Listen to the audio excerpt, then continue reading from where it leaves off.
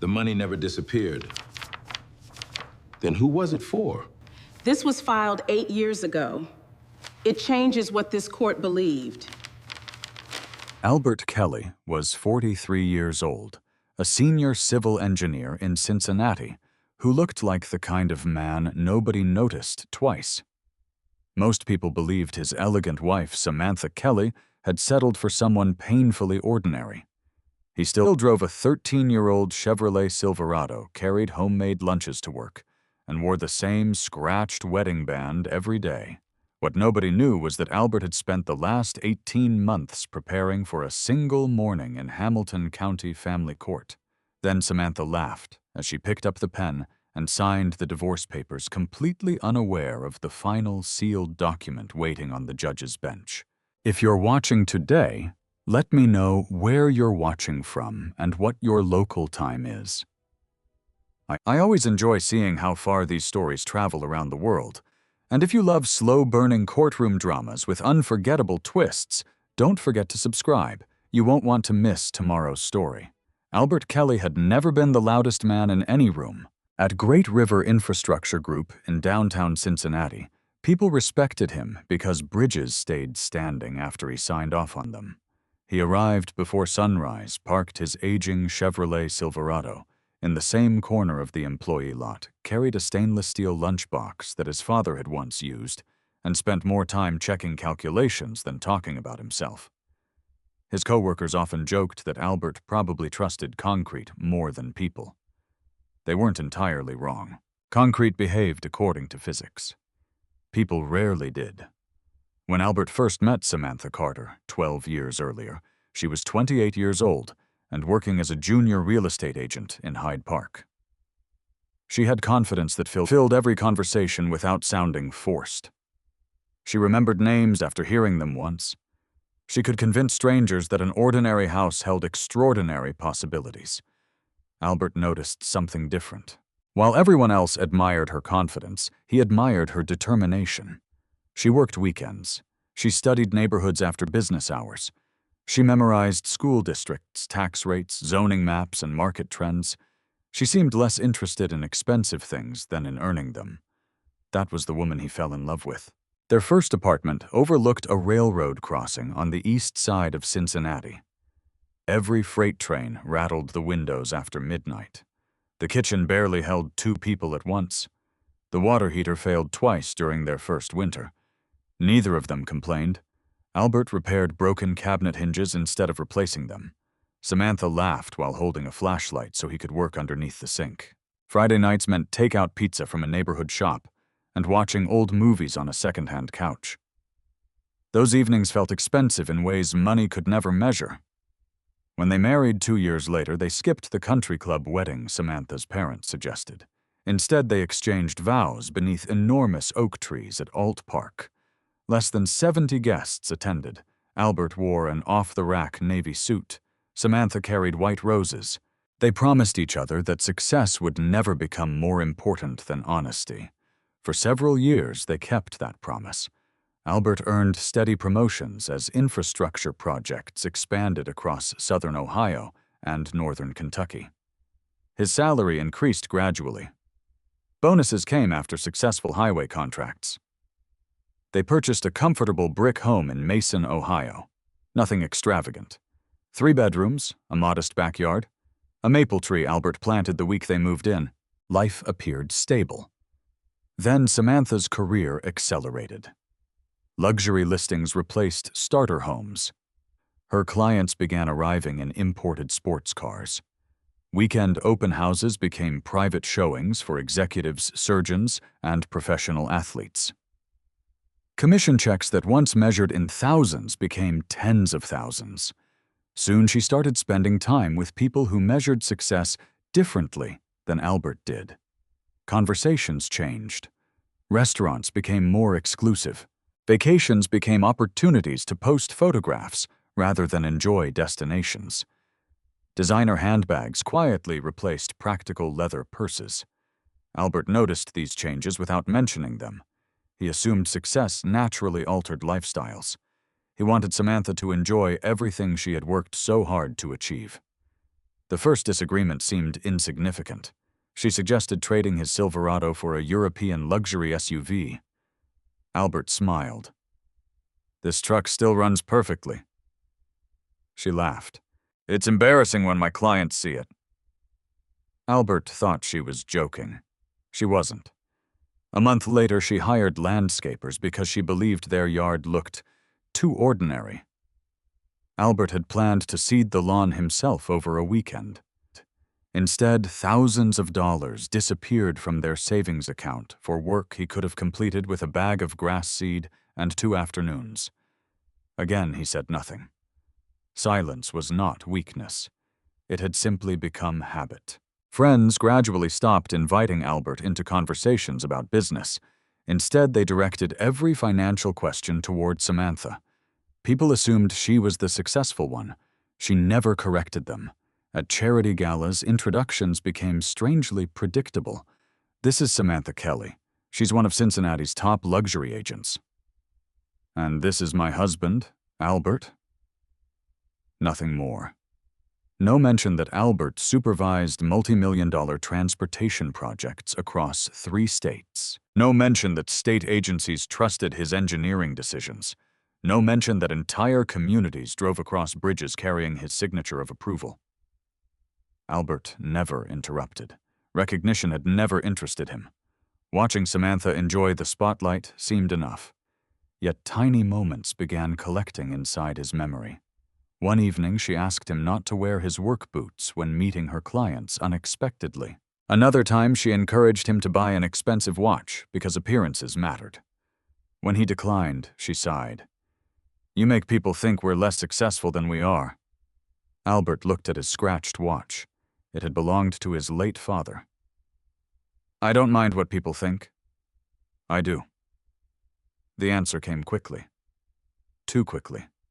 He simply nodded. Months became years. Samantha's social circle changed completely.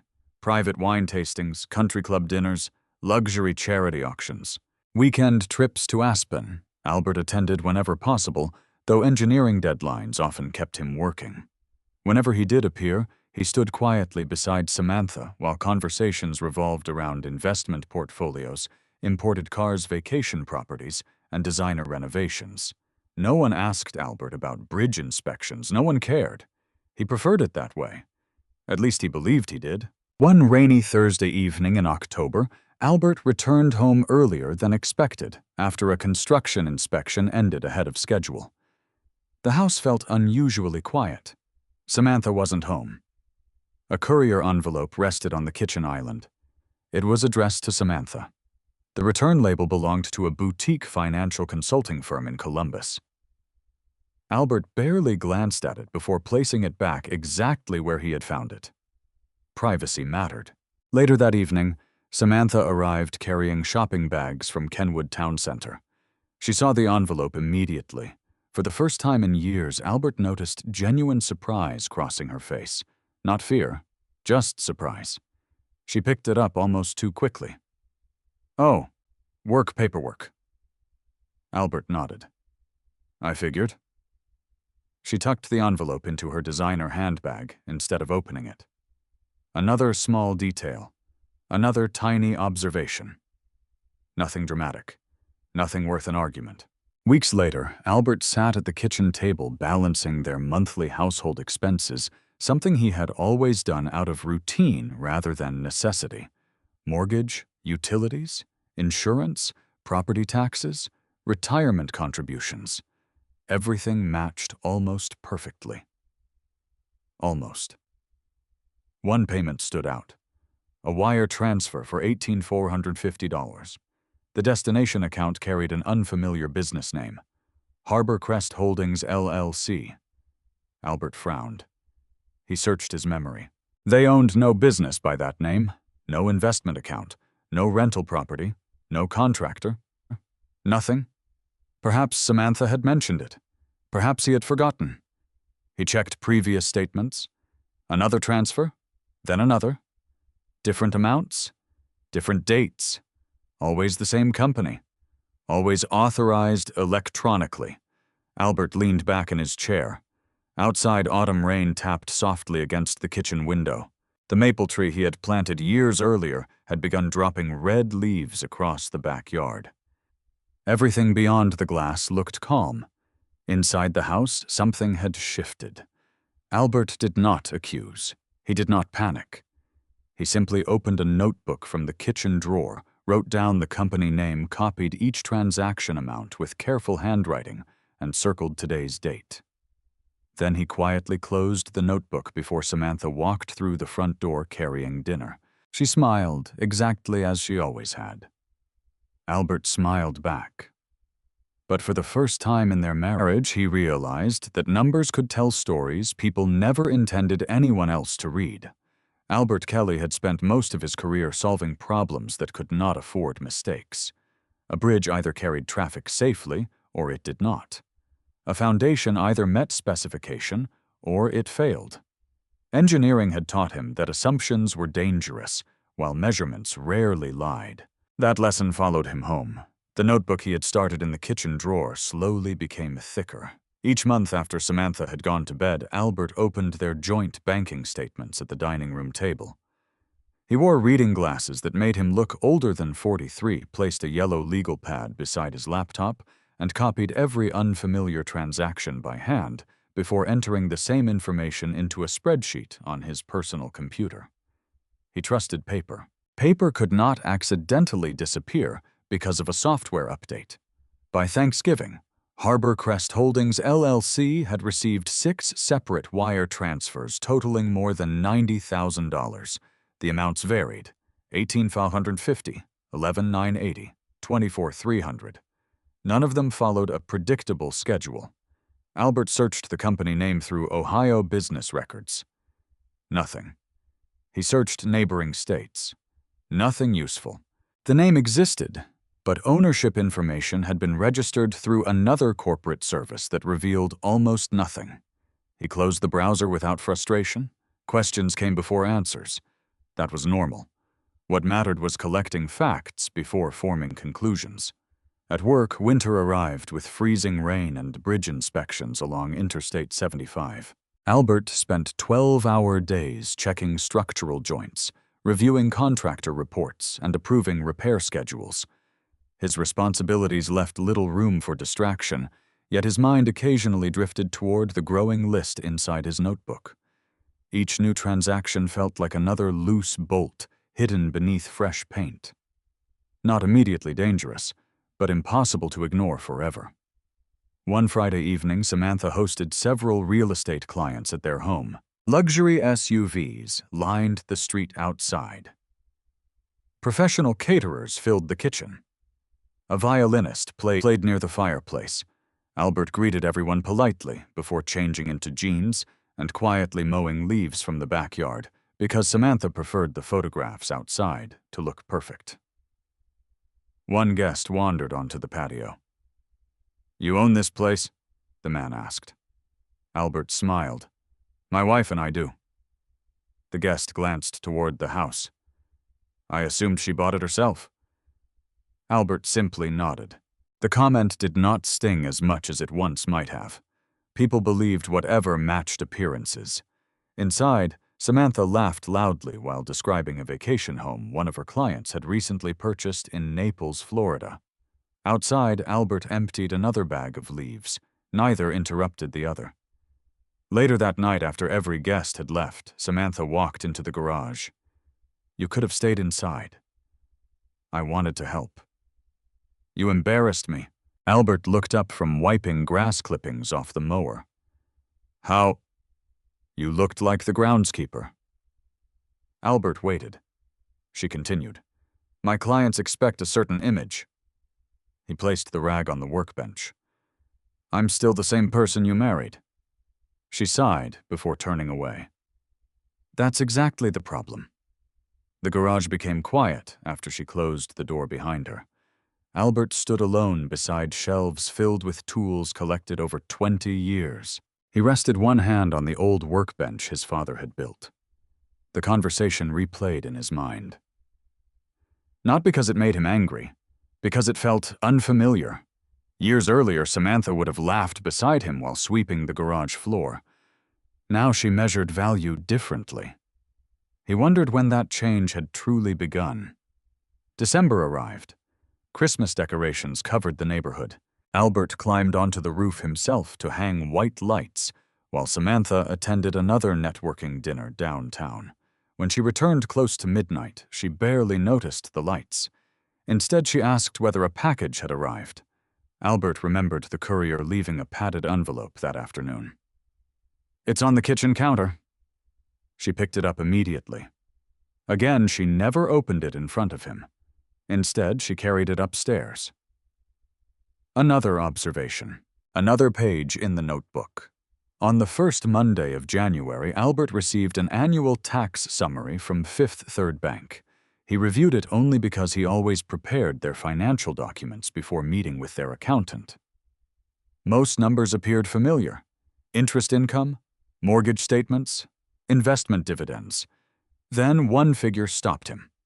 Dividend income from one of their mutual funds had decreased dramatically compared to the previous year. Albert logged into the investment account. The balance seemed lower than expected. Not dramatically, just enough to raise questions. He downloaded 12 months of statements. The answer appeared within minutes. Periodic withdrawals, each authorized electronically, each carrying his digital approval. Albert stared at the screen. He had never approved them. His password remained unchanged. His security questions remained private. Someone had used valid credentials. For the first time since beginning his quiet investigation, Albert felt something deeper than curiosity. Not panic, disappointment. He printed every statement.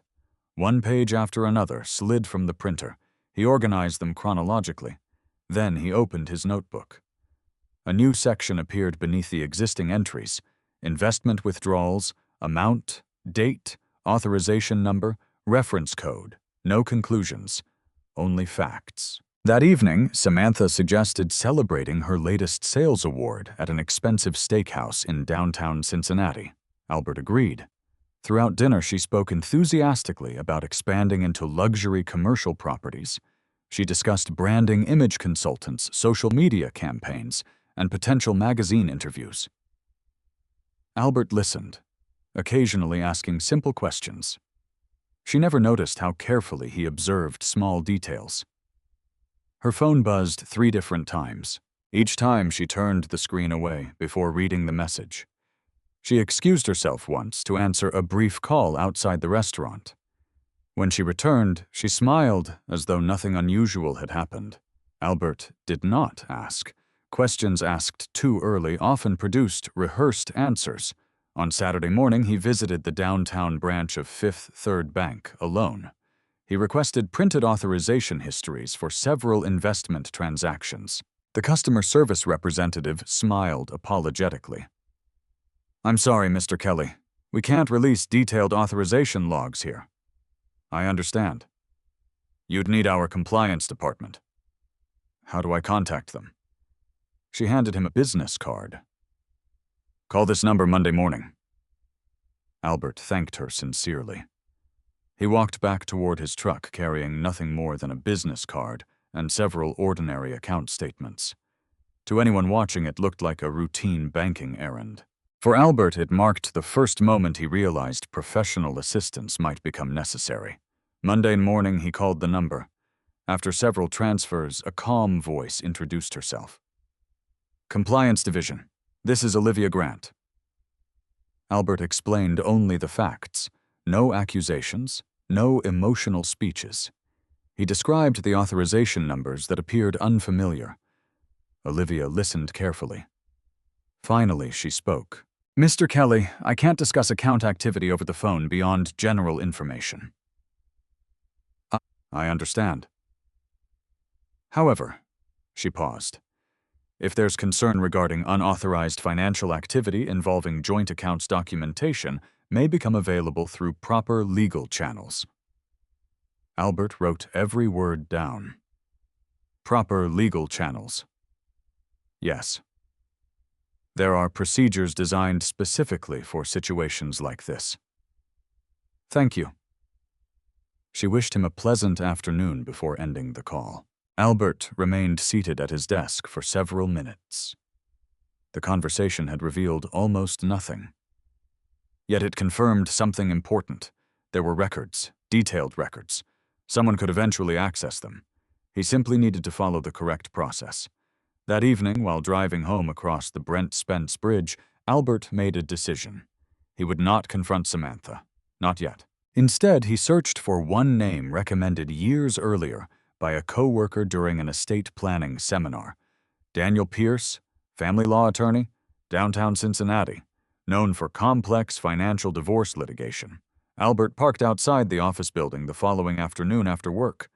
He almost turned around twice before entering. The receptionist greeted him warmly. "Do you have an appointment?" "No." "We have an opening in 20 minutes. Albert nodded. "I'll wait." As he sat quietly in the reception area, watching snow fall beyond the windows overlooking the Ohio River, he had no idea that walking through that office door would become the first irreversible step toward the courtroom where Samantha would one day laugh before the judge opened one final document. Daniel Pierce's office occupied the 9th floor of an older brick building overlooking Fountain Square. The reception area reflected none of the polished luxury Albert had grown accustomed to seeing in Samantha's professional world. The furniture was practical. The walls displayed framed law degrees instead of modern artwork. Every shelf carried thick legal volumes worn from years of use. Albert found the room strangely reassuring. Nothing here appeared designed to impress. Everything appeared designed to work. A few minutes later, a man in his early 60s stepped into the waiting area. "Mr. Kelly." Albert stood. "I'm Daniel Pierce." They shook hands. Daniel's grip was firm without trying to prove anything. Inside the office, Daniel waited until Albert sat before speaking again. "What brings you here?" Albert slid his notebook across the desk. "I don't know if my marriage is ending." Daniel looked down at the notebook.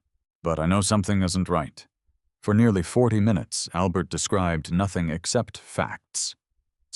The wire transfers, the investment withdrawals, the electronic authorizations he never remembered approving, the courier envelopes, the company named Harbor Crest Holdings.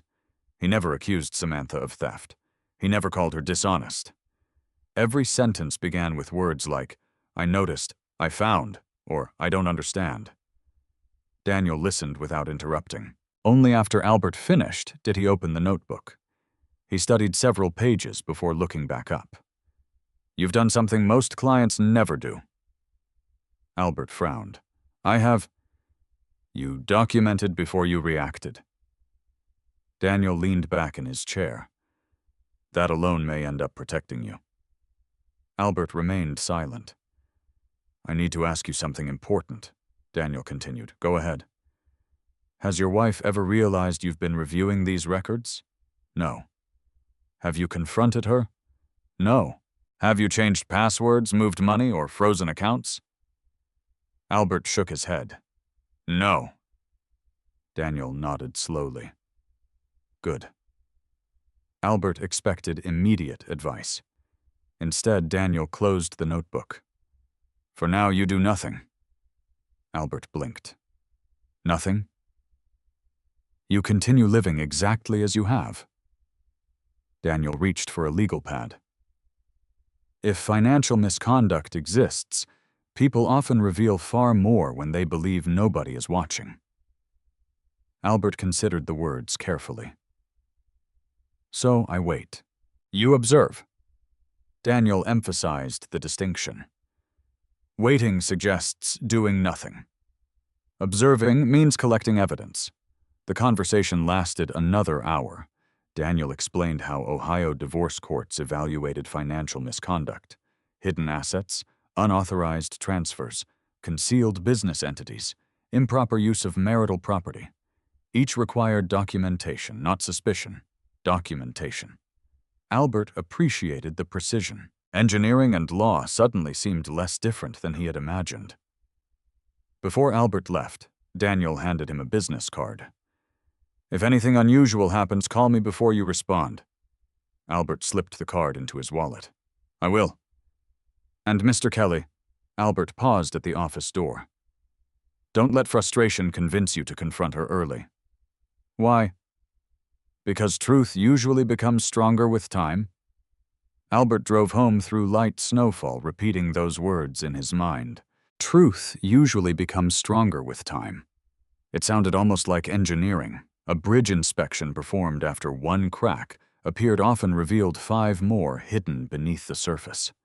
Over the following weeks, Albert changed almost nothing about his routine. He left for work before sunrise. He returned home around 6. He cooked dinner whenever Samantha worked late. He shoveled snow from the driveway before she woke each morning. If Samantha noticed anything different, she never mentioned it. Instead, she seemed increasingly absorbed by her own career. Luxury listings continued arriving. She hired a professional photographer to update her branding. A local lifestyle magazine published a feature calling her one of Cincinnati's fastest-rising real estate professionals. She framed the article. Albert congratulated her sincerely. I knew you'd get there. She smiled without looking up from her phone. I've worked for it. You have. Nothing in his voice suggested otherwise. Late one February evening, Samantha announced she would be attending a 3-day real estate conference in Chicago.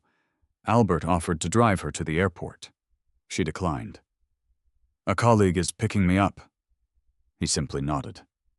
After she left before dawn the following morning, Albert spent the weekend repairing loose fence panels damaged during winter storms. He also reviewed another month's financial statements. 3 additional transfers. Same destination. Harbor Crest Holdings. One new payment immediately caught his attention. $42,700. Larger than any previous transaction. Albert documented it carefully before calling Daniel Monday morning. This changes anything? Albert asked. It changes the amount, Daniel replied, not the strategy. Daniel arranged another meeting later that week. This time someone else joined them. Nathan Cole, certified forensic accountant. Nathan appeared younger than Albert expected. Mid-40s, thin-framed glasses, quiet voice. He carried 2 laptop computers and several expandable folders. After brief introductions, Nathan began asking highly specific questions. When did you first notice unusual activity? Albert answered. Who normally handled household finances? Samantha paid most monthly bills. I reviewed statements. Did you ever authorize another person to access investment accounts? No. Any power of attorney, 10th? No. Nathan nodded while taking notes. Finally, he looked directly at Albert. I'd like copies of everything. Albert placed his organized folders on the conference table. Every statement, every authorization number, every handwritten note. Nathan raised one eyebrow. You kept originals? Yes. And chronological order? Yes. Nathan looked toward Daniel. You weren't exaggerating. Daniel smiled faintly. I told you. Nathan turned back toward Albert. This saves months. Albert asked the obvious question. Can you tell what's happening? Not yet. Nathan opened one folder. But financial records behave much like fingerprints. What do you mean? Every transaction leaves relationships. He pointed toward several highlighted entries. Money almost never disappears. It moves, sometimes through 10 accounts, sometimes through 50. But eventually it lands somewhere. Albert watched Nathan's cursor move across multiple spreadsheets. I rebuild the journey.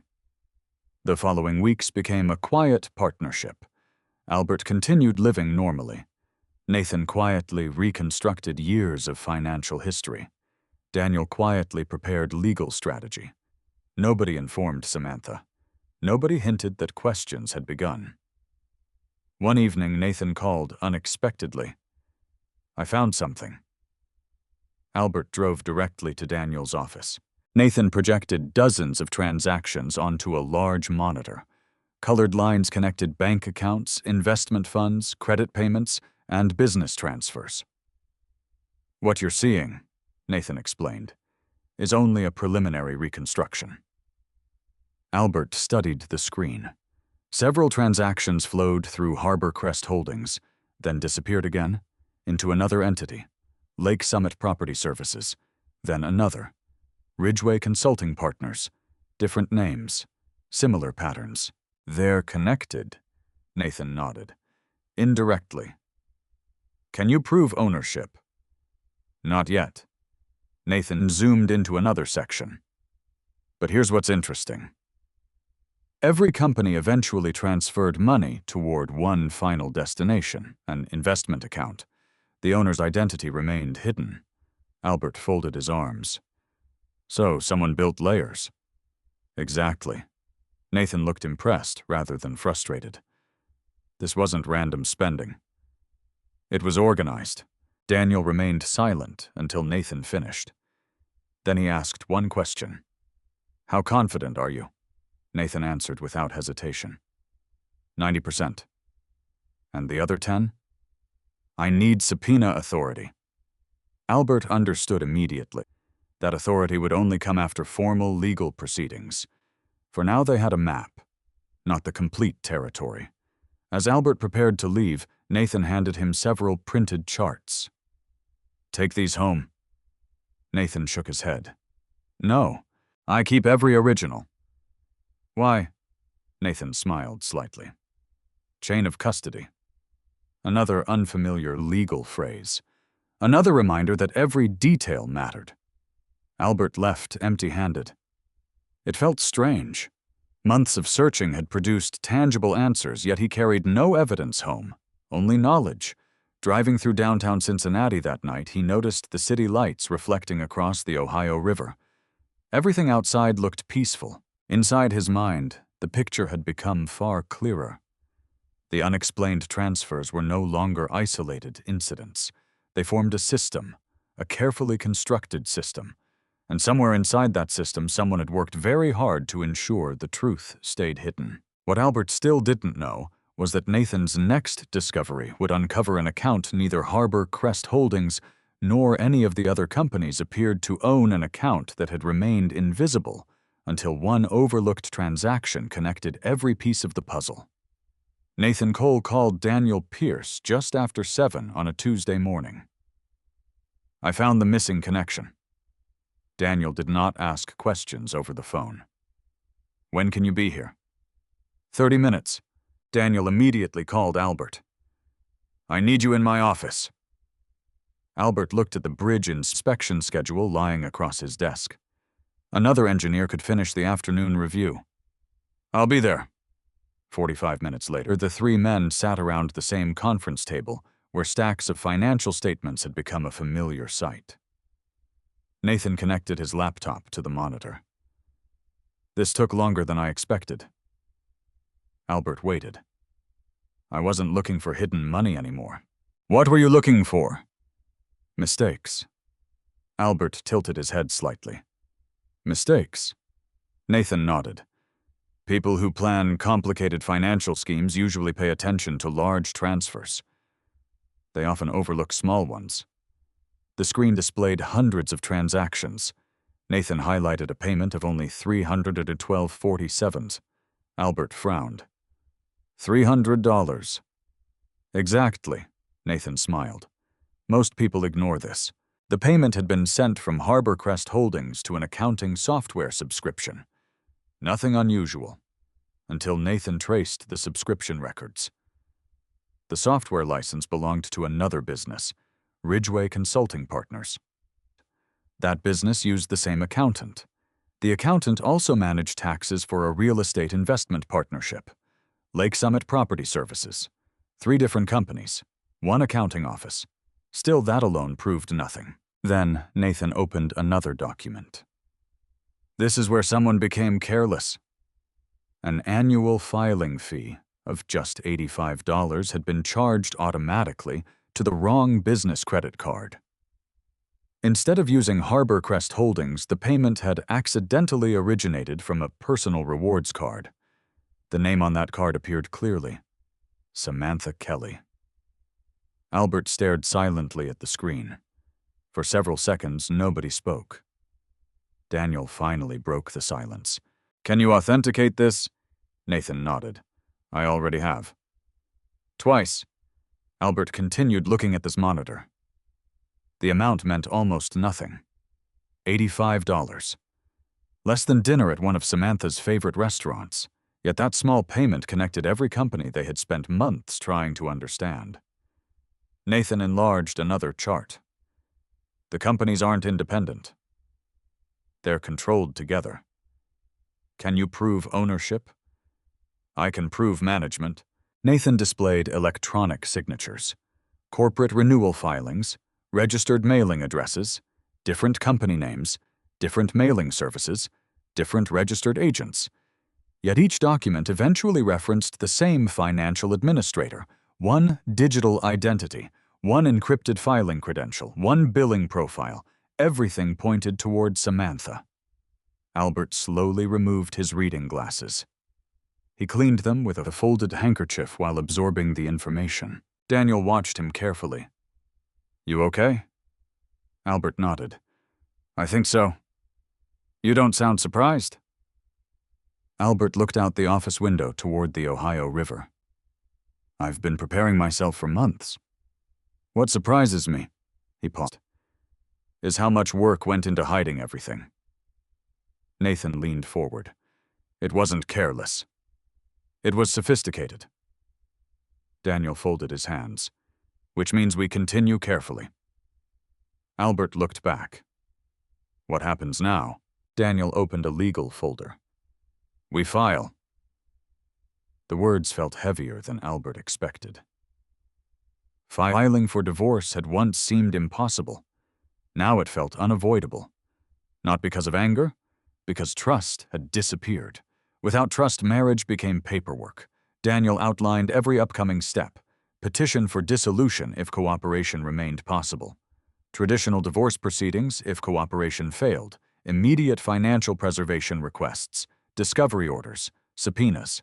Asset disclosures. Temporary injunctions preventing transfers. Albert listened carefully, asking only practical questions. "What should I do at home?" "Continue exactly as before." "What if she asks questions?" "Answer honestly." "What if she lies?" Daniel smiled gently. "Let her." Albert understood. For the first time since beginning this journey, he realized the investigation had entered a new stage. Collecting evidence was ending. Using it was beginning. Over the following month, Nathan continued reconstructing financial records. Every week revealed another piece. Several luxury condominium investments had been purchased through layered ownership structures. Rental income flowed between accounts before reaching investment funds. Profits had never appeared on Albert and Samantha's joint tax planning discussions. More surprising than the money itself was the timeline. Most activity had begun nearly 2 years earlier, almost exactly when Samantha first complained about Albert's old pickup truck. The realization stayed with him. The criticism had never really been about the truck. Something much larger had already been unfolding behind the scenes. One Saturday afternoon, Samantha suggested attending another charity gala. Albert agreed. The ballroom at the Cincinnati Art Museum sparkled beneath crystal chandeliers. Executives, developers, attorneys, television personalities. Everyone seemed to know Samantha. She moved comfortably through conversations, introducing clients, accepting compliments, laughing naturally. Albert remained beside her whenever needed. Several guests barely acknowledged him. One developer shook Samantha's hand enthusiastically. "You've built an incredible business." She smiled proudly. "We've worked very hard." The man glanced briefly toward Albert. "I'm sure your husband appreciates everything you do." Albert simply smiled. "So do I." The conversation moved on. Later that evening, Albert stood alone near one of the museum windows overlooking Eden Park. A familiar voice interrupted his thoughts. "Albert Kelly." He turned. Rebecca Sloan, the estate planning attorney who had prepared his parents' trust years earlier. She smiled warmly. I haven't seen you in forever. It's been a while. They exchanged ordinary conversation for several minutes. Family, work, health. Then Rebecca lowered her voice. I almost didn't recognize Samantha. Albert followed her gaze across the ballroom. Samantha laughed beside several investors. What do you mean? Rebecca hesitated. I remember when the two of you first came into my office. Albert smiled faintly. We couldn't afford anything complicated. You didn't need complicated. Rebecca laughed softly. You both seemed grounded. Albert remained quiet. Rebecca quickly changed the subject. I hope everything's going well, Albert answered truthfully. We're figuring things out. She nodded politely. Neither realized how accurate those words truly were. Driving home after midnight, Samantha seemed unusually cheerful. Tonight went well? It did. I've been thinking. Albert glanced toward her. About what? I think it's finally time we started living more like successful people. He waited. We should sell this house. Albert tightened his hand slightly on the steering wheel. Do you like this house? I used to. We've outgrown it. Albert looked ahead at the highway, the maple tree, the fence he had repaired, the kitchen where they once laughed over frozen pizza, the garage where he still kept his father's workbench. Nothing about the house had changed, only the people inside it. When would you want to sell? Soon. Albert nodded once. We'll talk. She smiled, apparently satisfied. By the time they reached home, Samantha had already begun describing luxury neighborhoods where they could build something larger. Albert listened quietly. He knew the conversation would never happen, not the way she imagined. 3 days later, Daniel called. The paperwork is ready. Albert arrived after work. The divorce petition rested neatly inside a blue folder. Daniel slid it across the desk. You don't have to sign today. Albert opened the folder slowly. Page after page summarized the legal end of 12 years of marriage. He recognized every address, every account, every date. His signature line waited near the bottom. Daniel spoke softly. Once this starts, I know.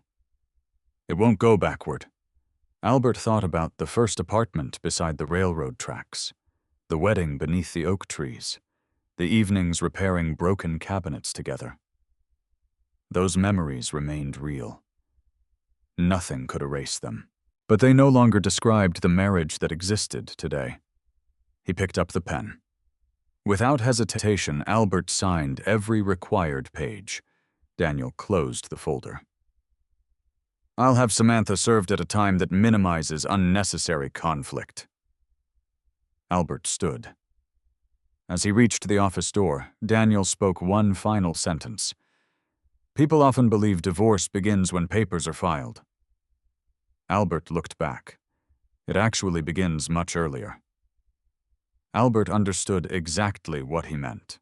The marriage had not ended with ink on legal documents. It had ended the moment honesty quietly left the relationship.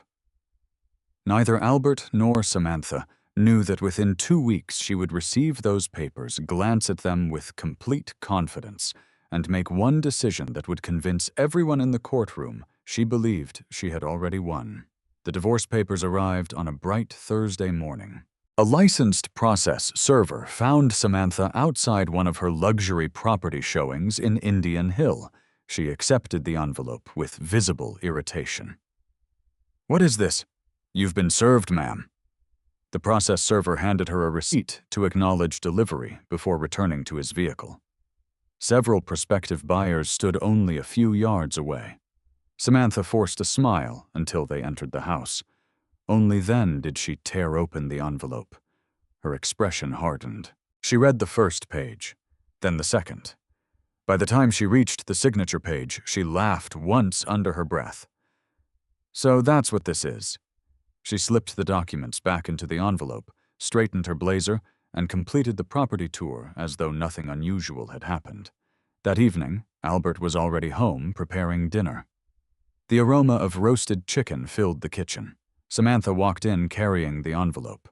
She placed it on the counter. "So," Albert looked up calmly. "So, you filed for divorce?" "I did." She folded her arms. "You couldn't even tell me first." Albert turned off the oven before answering. "I thought the paperwork would explain everything."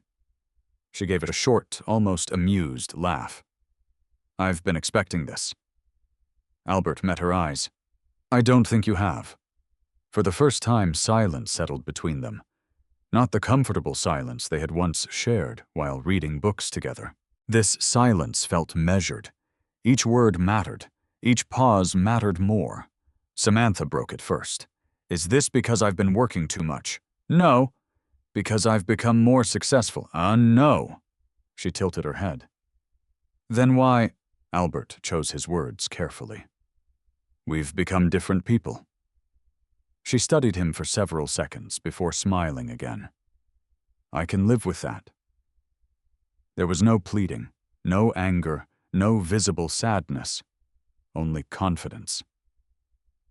She picked up the divorce papers. "You know this won't end the way you think." Albert did not respond. She waited. When he remained silent, she shrugged. "I'll have my attorney contact yours." She walked upstairs carrying the envelope. Albert stood alone in the kitchen. The timer on the oven continued counting down. Outside, the maple tree swayed gently in the evening breeze. Everything looked ordinary. Yet nothing inside the house remained the same. The following Monday, Daniel Pierce received notice that Samantha had retained legal representation. Her attorney was Victoria Reynolds, one of Cincinnati's most recognizable divorce lawyers. Victoria had built a reputation representing executives, physicians, and professional athletes in high-asset separations. She rarely lost negotiations. When Daniel finished reading the notice, he smiled faintly. Albert noticed. "Good news." "Interesting news." Daniel handed him the letter. Albert scanned the attorney's name. "I've heard of her." "So have I." "Is that bad?" Daniel leaned back. "Only if we planned on bluffing." Albert smiled slightly. "We're not bluffing." "Exactly." Over the next several weeks, formal discovery began. Each side exchanged mandatory financial disclosures, bank statements, investment summaries, real estate records, retirement accounts, business interests, everything required by Ohio law. Nathan Cole reviewed every page Samantha's legal team submitted. His expression grew more serious with each document. Finally, during one afternoon meeting, he placed a separate folder on the conference table.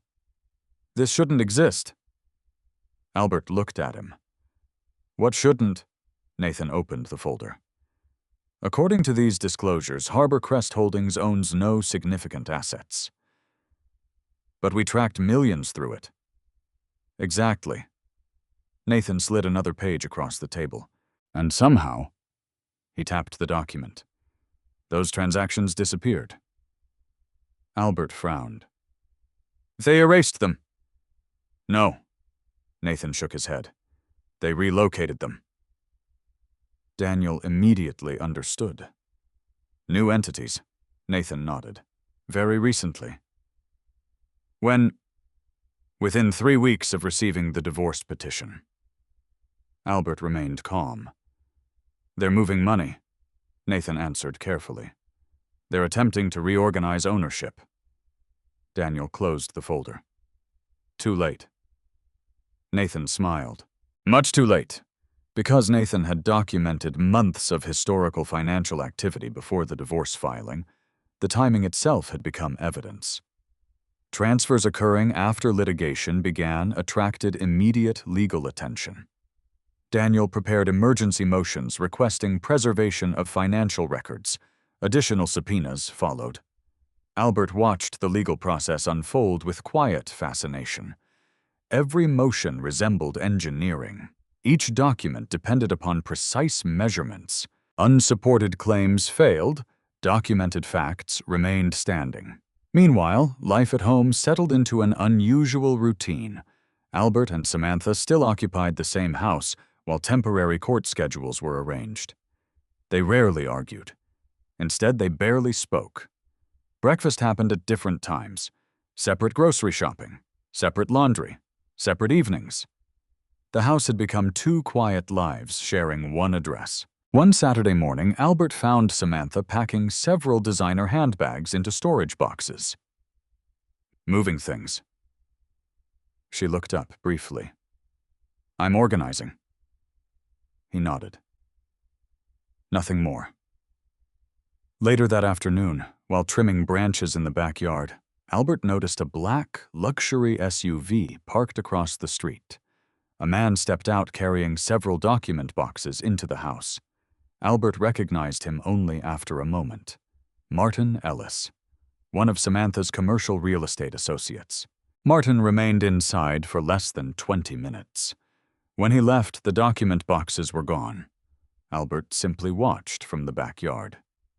He neither approached nor asked questions. That evening, he mentioned only one fact during a phone call with Daniel. Someone collected several boxes from the house today. Daniel asked only practical questions. Who? Albert answered. When? Albert answered again. Did you photograph anything? No. That's fine. Daniel paused. Just continue observing. The following week brought the first settlement conference. No judge, no courtroom. Only attorneys and both spouses seated around a polished conference table. Victoria Reynolds arrived carrying 3 leather briefcases. Confident, composed, professional. She greeted Daniel politely before shaking Albert's hand. Mr. Kelly. Ms. Reynolds. Samantha entered moments later wearing an elegant navy suit. She smiled at several people in the room. When her eyes reached Albert, her expression remained surprisingly relaxed, as though the meeting were merely another business negotiation. Victoria began. My client prefers resolving this matter efficiently. Daniel nodded. So does mine. Financial summaries were exchanged, property valuations reviewed, retirement accounts discussed. Everything proceeded professionally until Victoria presented Samantha's proposed division of assets. Albert read quietly, then looked toward Daniel. Daniel had already noticed the same thing. Several investment accounts were missing, not reduced, missing entirely. Nathan slowly closed his notebook. Victoria continued speaking confidently. My client believes this proposal fairly reflects the marital estate. Daniel folded his hands. I disagree. Victoria smiled. On what basis? Daniel slid a single page across the table. Nathan's transaction summary, only 1 page. No accusations, no speeches, just dates, amounts, account references. Victoria's expression changed almost imperceptibly. She looked toward Samantha, only briefly, then back at Daniel. I'll need to review this. Please do. The meeting ended less than 15 minutes later. Outside the conference room, Samantha finally approached Albert. You've changed. Albert looked at her quietly. No. You have. She searched his face as though expecting anger.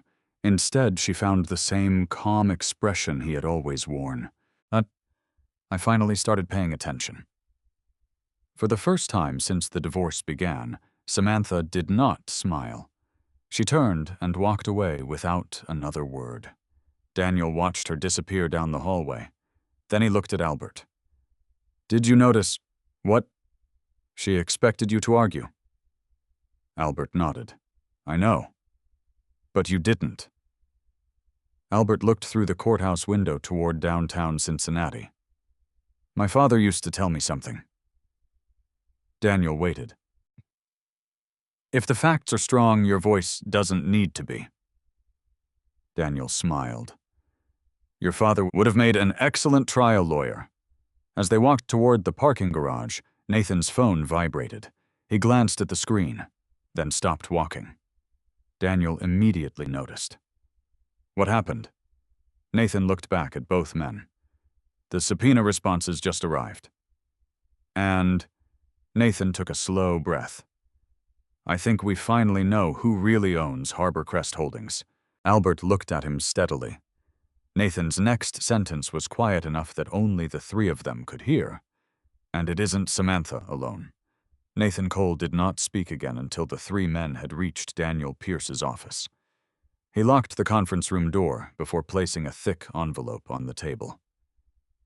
I wanted to wait until we had privacy. Albert remained standing. Daniel sat first. Show us.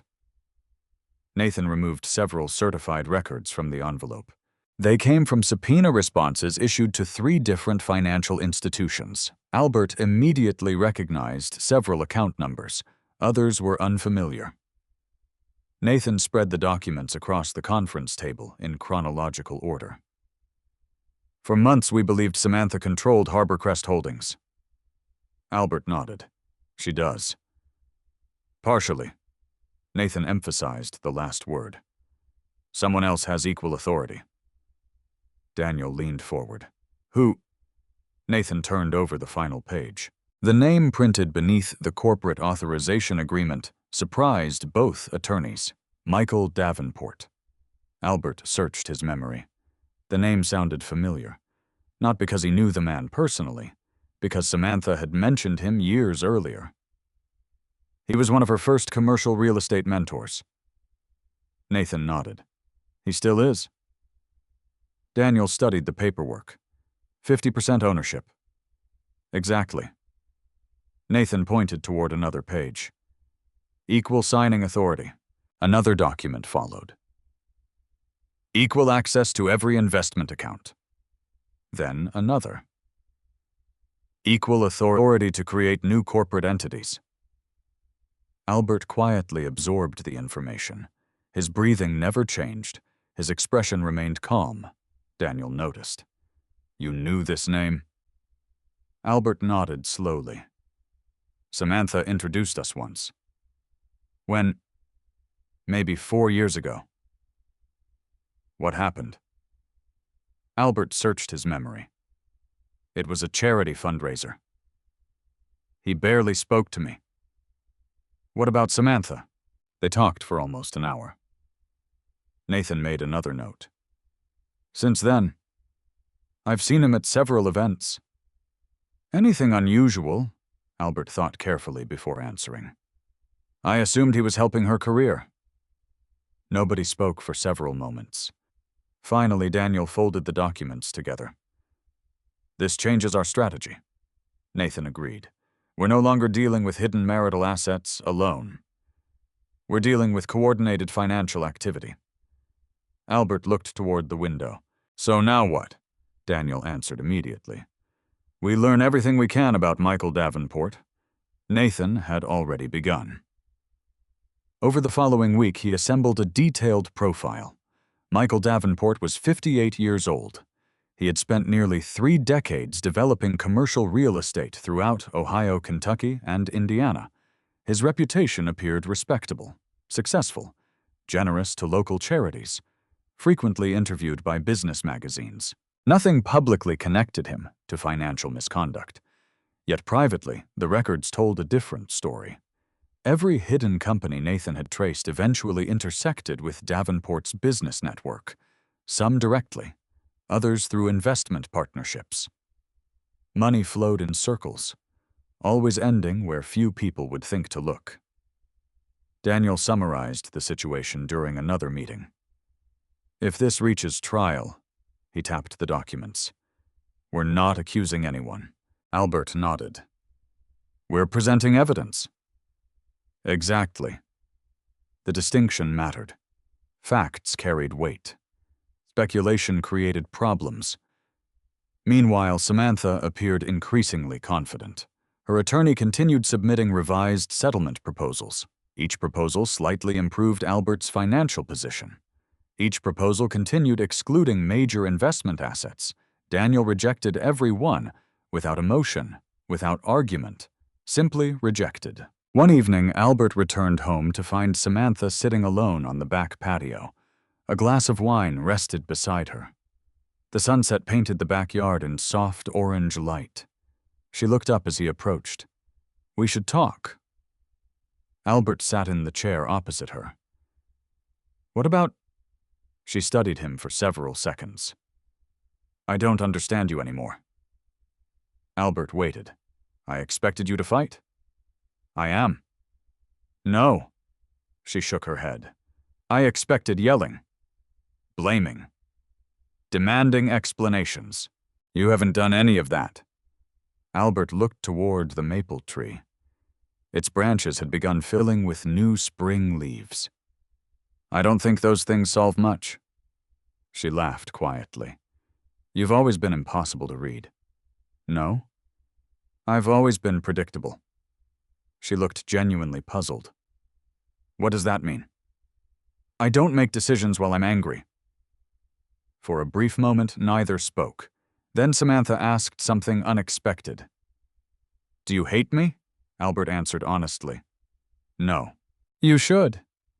"I don't." "Why not?" Albert looked directly at her. "Hating someone gives them too much space in your life." Something in his answer unsettled her. She looked away first. "I'm sorry things turned out like this." Albert listened carefully. The sentence sounded sincere, yet something remained missing. She had apologized for the outcome, not for anything that caused it. The difference mattered. She finished her wine before standing. "I hope someday you'll understand." Albert watched her walk back inside. Only after the sliding door closed did he quietly speak to himself. "I already do." The next morning, Daniel called.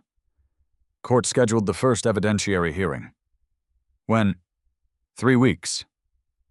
Albert marked the date. Preparation intensified. Nathan organized thousands of financial records into chronological exhibits. Daniel prepared witness outlines. Every document received exhibit numbers. Every transaction gained supporting evidence. Albert reviewed everything carefully. He never attempted to memorize testimony.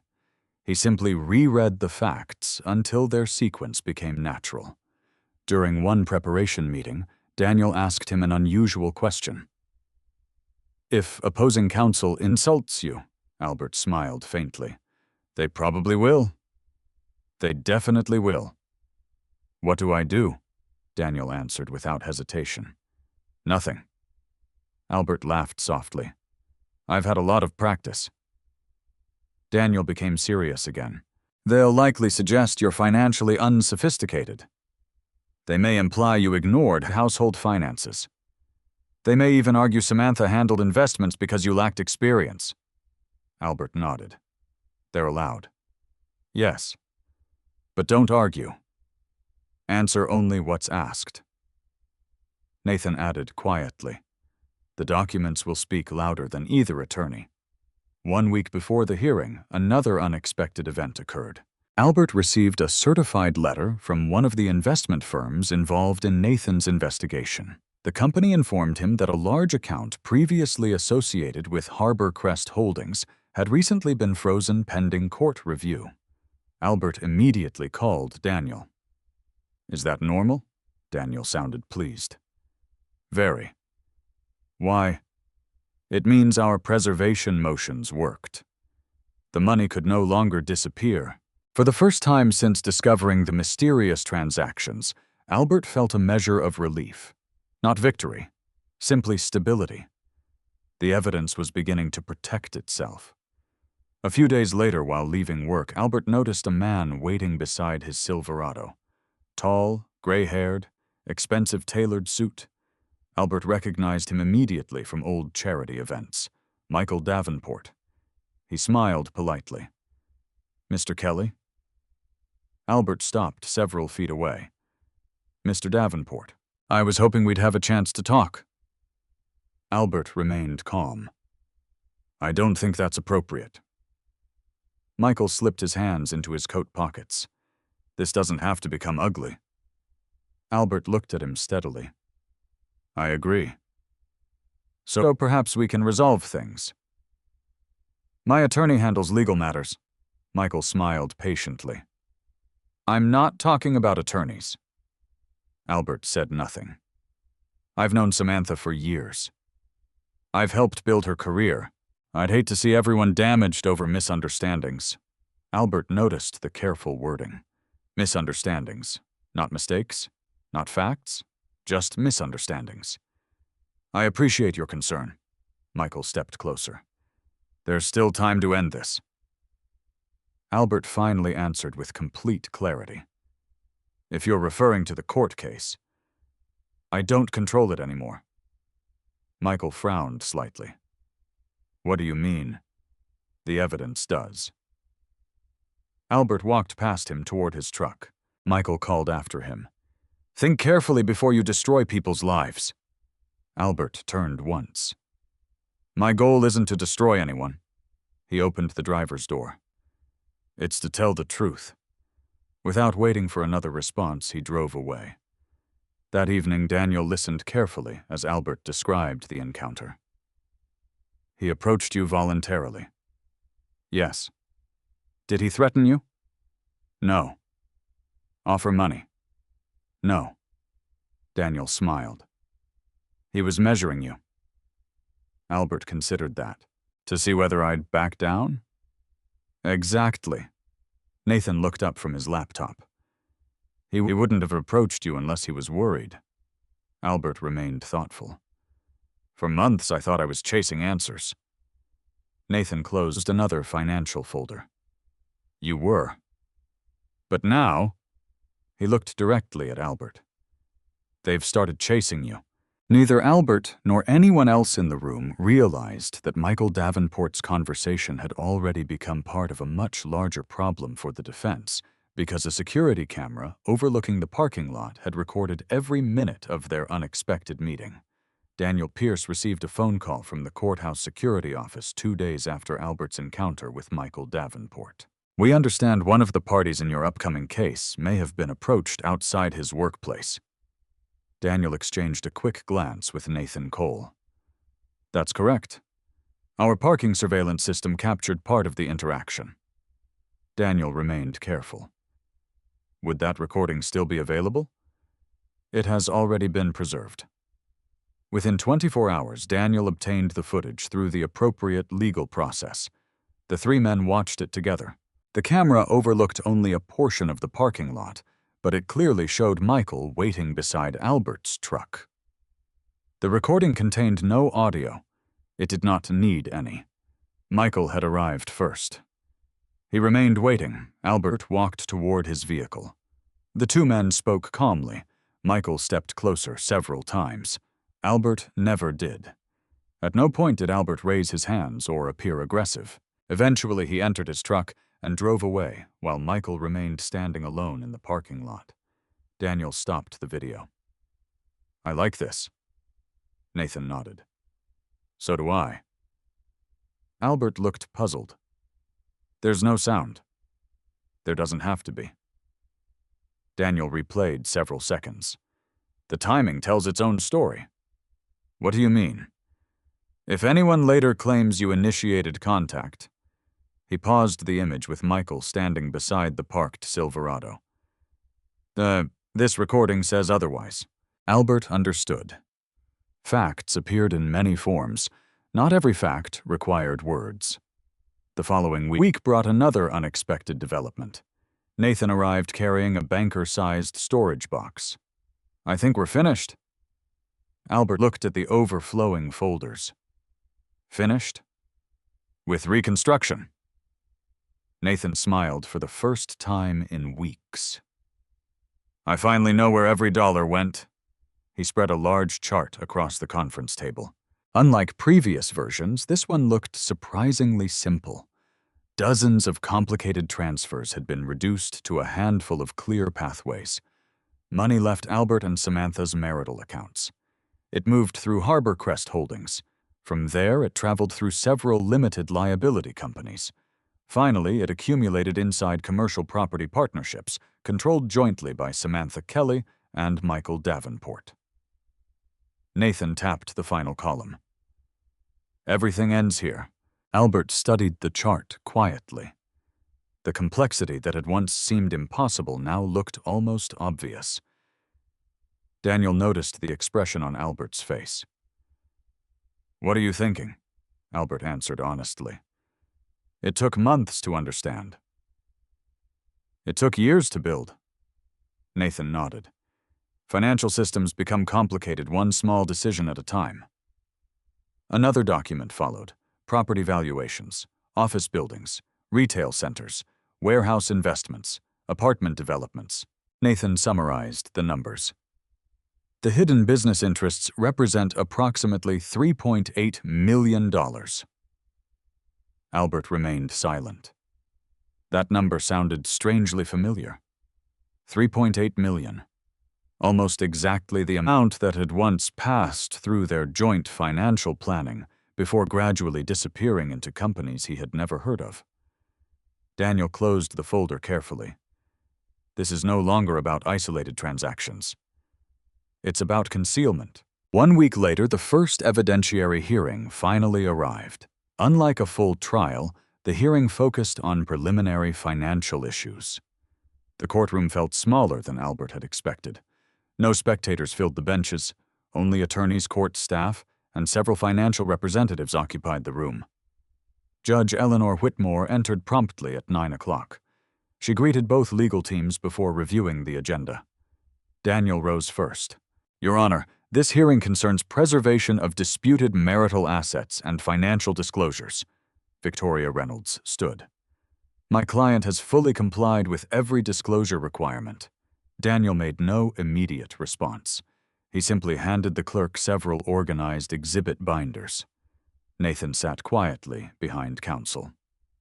Albert occupied the first row. Across the aisle, Samantha appeared composed, wearing another tailored navy suit. She occasionally whispered with Victoria. Michael Davenport was nowhere to be seen. The hearing began with procedural matters: account freezes, property inventories, discovery deadlines. Then Daniel called Nathan Cole. Nathan walked calmly to the witness stand.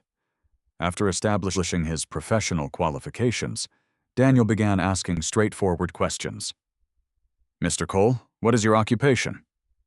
"I'm a certified forensic accountant." "How long have you performed forensic financial analysis?" 22 years. "Were you asked to review financial activity associated with the Kelly marital estate?" "Yes." Nathan explained his methodology carefully. No dramatic language, no accusations, only accounting procedures, document tracing, historical reconstruction, source verification, cross-referenced banking records. Judge Whitmore listened attentively. Victoria objected only twice. Both objections concerned technical foundations. Both were resolved quickly. Daniel displayed Nathan's financial flowchart on courtroom monitors. Several people leaned forward. The visual simplified thousands of pages into a single understandable picture. Daniel asked one final question. "Mr. Cole, based upon your analysis, were significant financial assets transferred through multiple corporate entities?" "Yes." "Were those transfers documented?" "Yes." "Can each transfer be independently verified?" "Yes." Victoria stood for cross-examination. She approached with practiced confidence. "Mr. Cole, financial tracing involves professional judgment, correct?" "Some aspects." "So reasonable experts may disagree." "On opinions," she smiled. "Exactly." Nathan remained calm. "I'm not offering opinions." Victoria paused briefly. "What are you offering?" "Arithmetic." A few quiet chuckles spread through the courtroom. Even Judge Whitmore allowed the corner of her mouth to move slightly before restoring order. Victoria changed direction. "You're assuming these businesses were intentionally structured?" "No," Nathan answered immediately. "The documents show they were structured." "Intent belongs to the court." Albert watched carefully. Nathan never argued. He never became defensive. Each answer remained short, precise, measured. After 30 minutes, Victoria returned to counsel table. Daniel had no redirect questions. Nathan stepped down. Next, Daniel called Albert.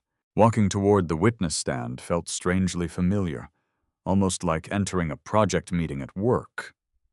He raised his right hand, took the oath, sat down. Daniel asked about the marriage, household finances, the notebook, the unexplained transactions. Albert answered every question honestly. I noticed transfers. I documented them. I requested explanations through proper legal channels. He never exaggerated, never guessed, never accused. When Victoria began cross-examination, her approach differed completely. Mr. Kelly, she smiled politely. You aren't an accountant. No.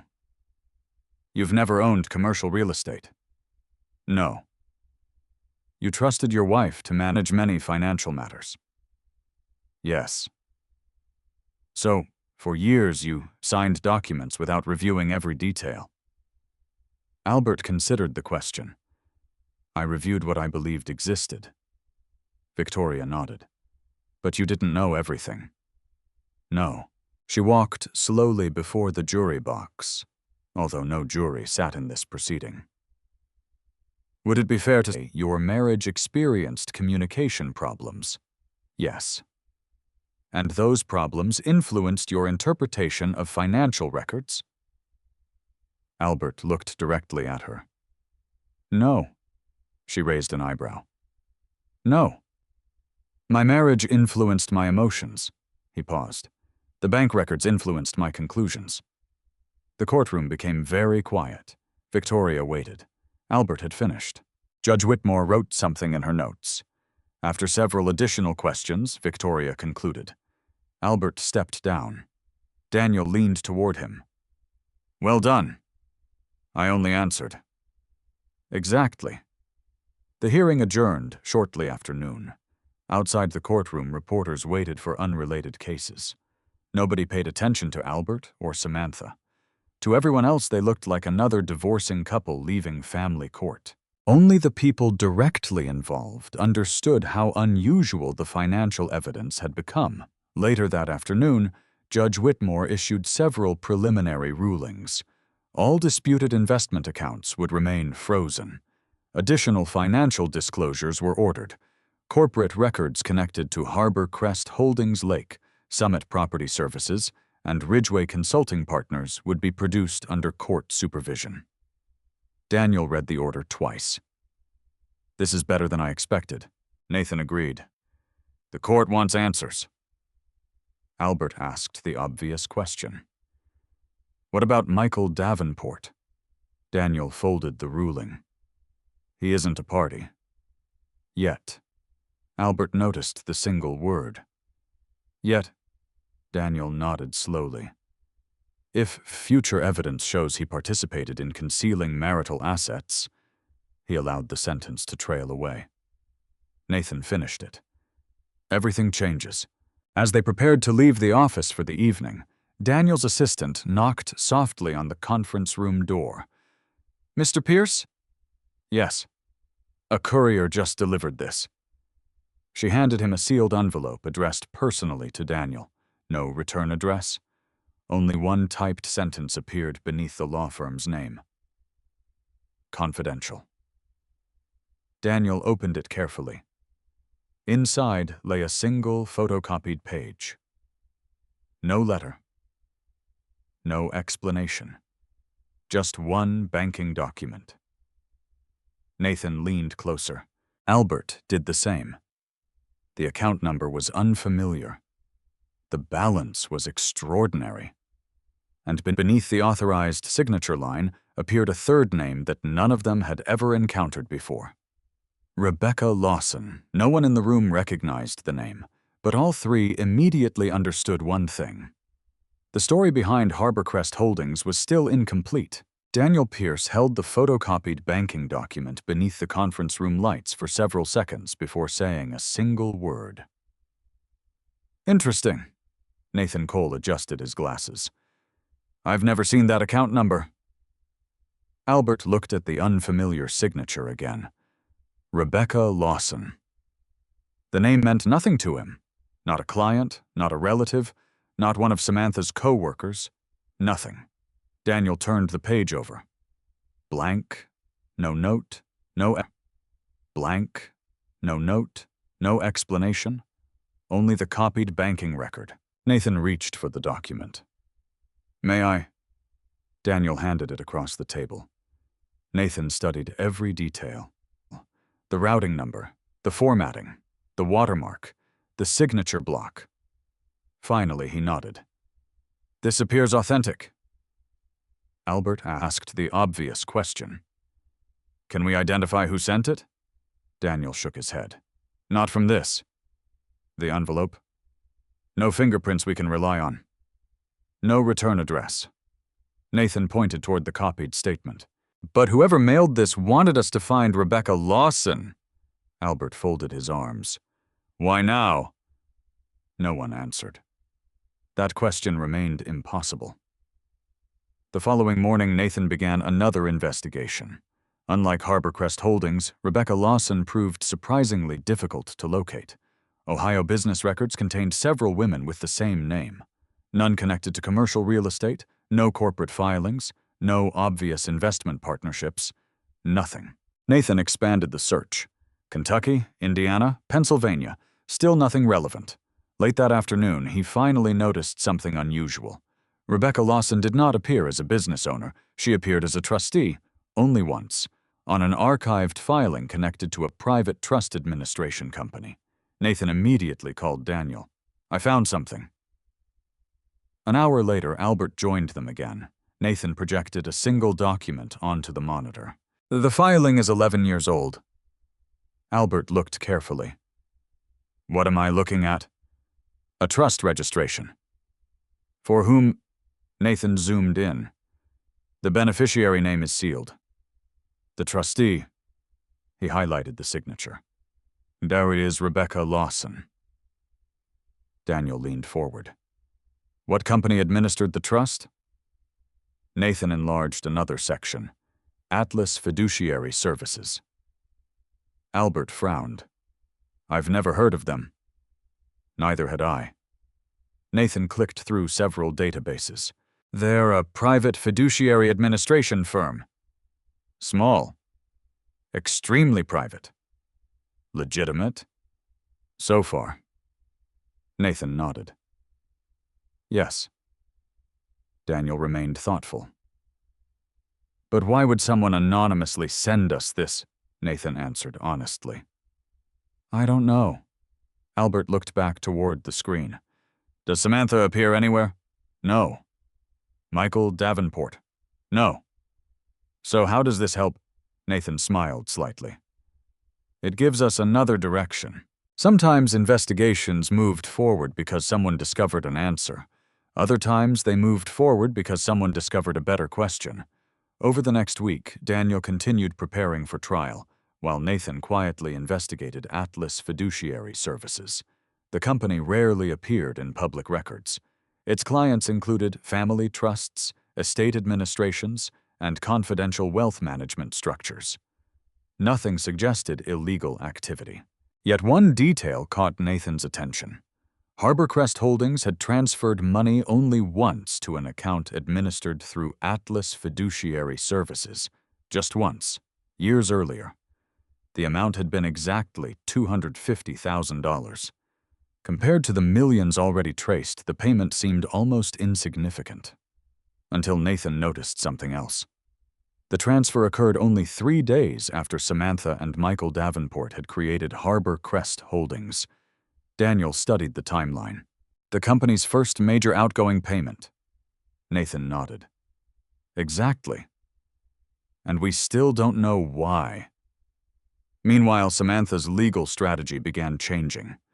Instead of pushing aggressive settlement proposals, Victoria Reynolds requested delays, additional review periods, supplemental disclosures, extended discovery deadlines.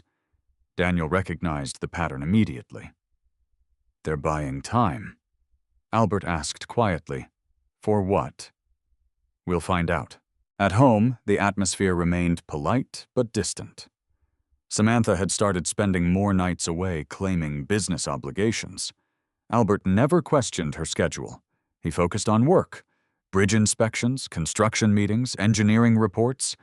His daily routine remained almost unchanged despite the legal battle surrounding him. One Saturday morning, he visited his mother's house. Helen Kelly lived alone in the same modest neighborhood where Albert had grown up. She welcomed him with homemade cinnamon rolls and fresh coffee. "You've lost weight." Albert smiled. "I've been busy." She looked at him carefully. "No. You've been carrying something." Albert had not intended to discuss the divorce, yet somehow conversations with his mother rarely followed plans. "It's complicated." She poured another cup of coffee. "The important things usually are." For nearly an hour, Albert explained the situation. Not every financial detail, not every legal motion, only the broad truth. His mother listened quietly. When he finished, she reached across the table and squeezed his hand. "I'm sorry." "So am I. I liked Samantha." "I know. I still do." Albert nodded. "So do I." Helen looked surprised. "You do? I don't like what happened." He stared into his coffee. "But I don't think 12 good years disappear because of 2 bad ones." His mother smiled gently. "Your father would have said exactly that." Albert laughed softly. "He usually did." She stood and disappeared into another room before returning with an old wooden box. "I almost forgot." "What is it?" "Your father's papers." Albert looked confused. "I've already gone through them." "Not these." She opened the box carefully. Inside rested old engineering licenses, photographs, military records, and neatly organized financial folders. Helen removed one faded envelope. "He asked me to give this to you someday." Albert accepted it. The handwriting belonged unmistakably to his father. For Albert? Inside rested only a single folded page. His father's handwriting remained steady despite the years. If you're reading this, you're probably facing a problem that can't be solved with a wrench or a calculator. Remember something. People often confuse patience with weakness. They aren't the same. Weakness waits because it's afraid. Patience waits because it's prepared. Never rush to prove you're right. If the truth is real, it doesn't become less true because it takes longer to uncover. Albert read the page twice, then folded it carefully. His mother watched him. "He wrote that after one of his business partners accused him of stealing equipment. I remember. He never defended himself publicly." "No." "The audit proved everything 6 months later." Albert smiled faintly. "I'd forgotten." He hadn't. Driving home that afternoon, Albert placed the letter inside the glove compartment beside his insurance papers, not because it needed protection, because he wanted it close. Monday morning brought another meeting with Daniel and Nathan. Nathan entered carrying fresh subpoena responses. "I think we've identified Rebecca Lawson." Albert looked up immediately. "Who is she?" Nathan laid another document on the table. "Retired attorney. Age 72. Former trust administrator." Daniel scanned the page.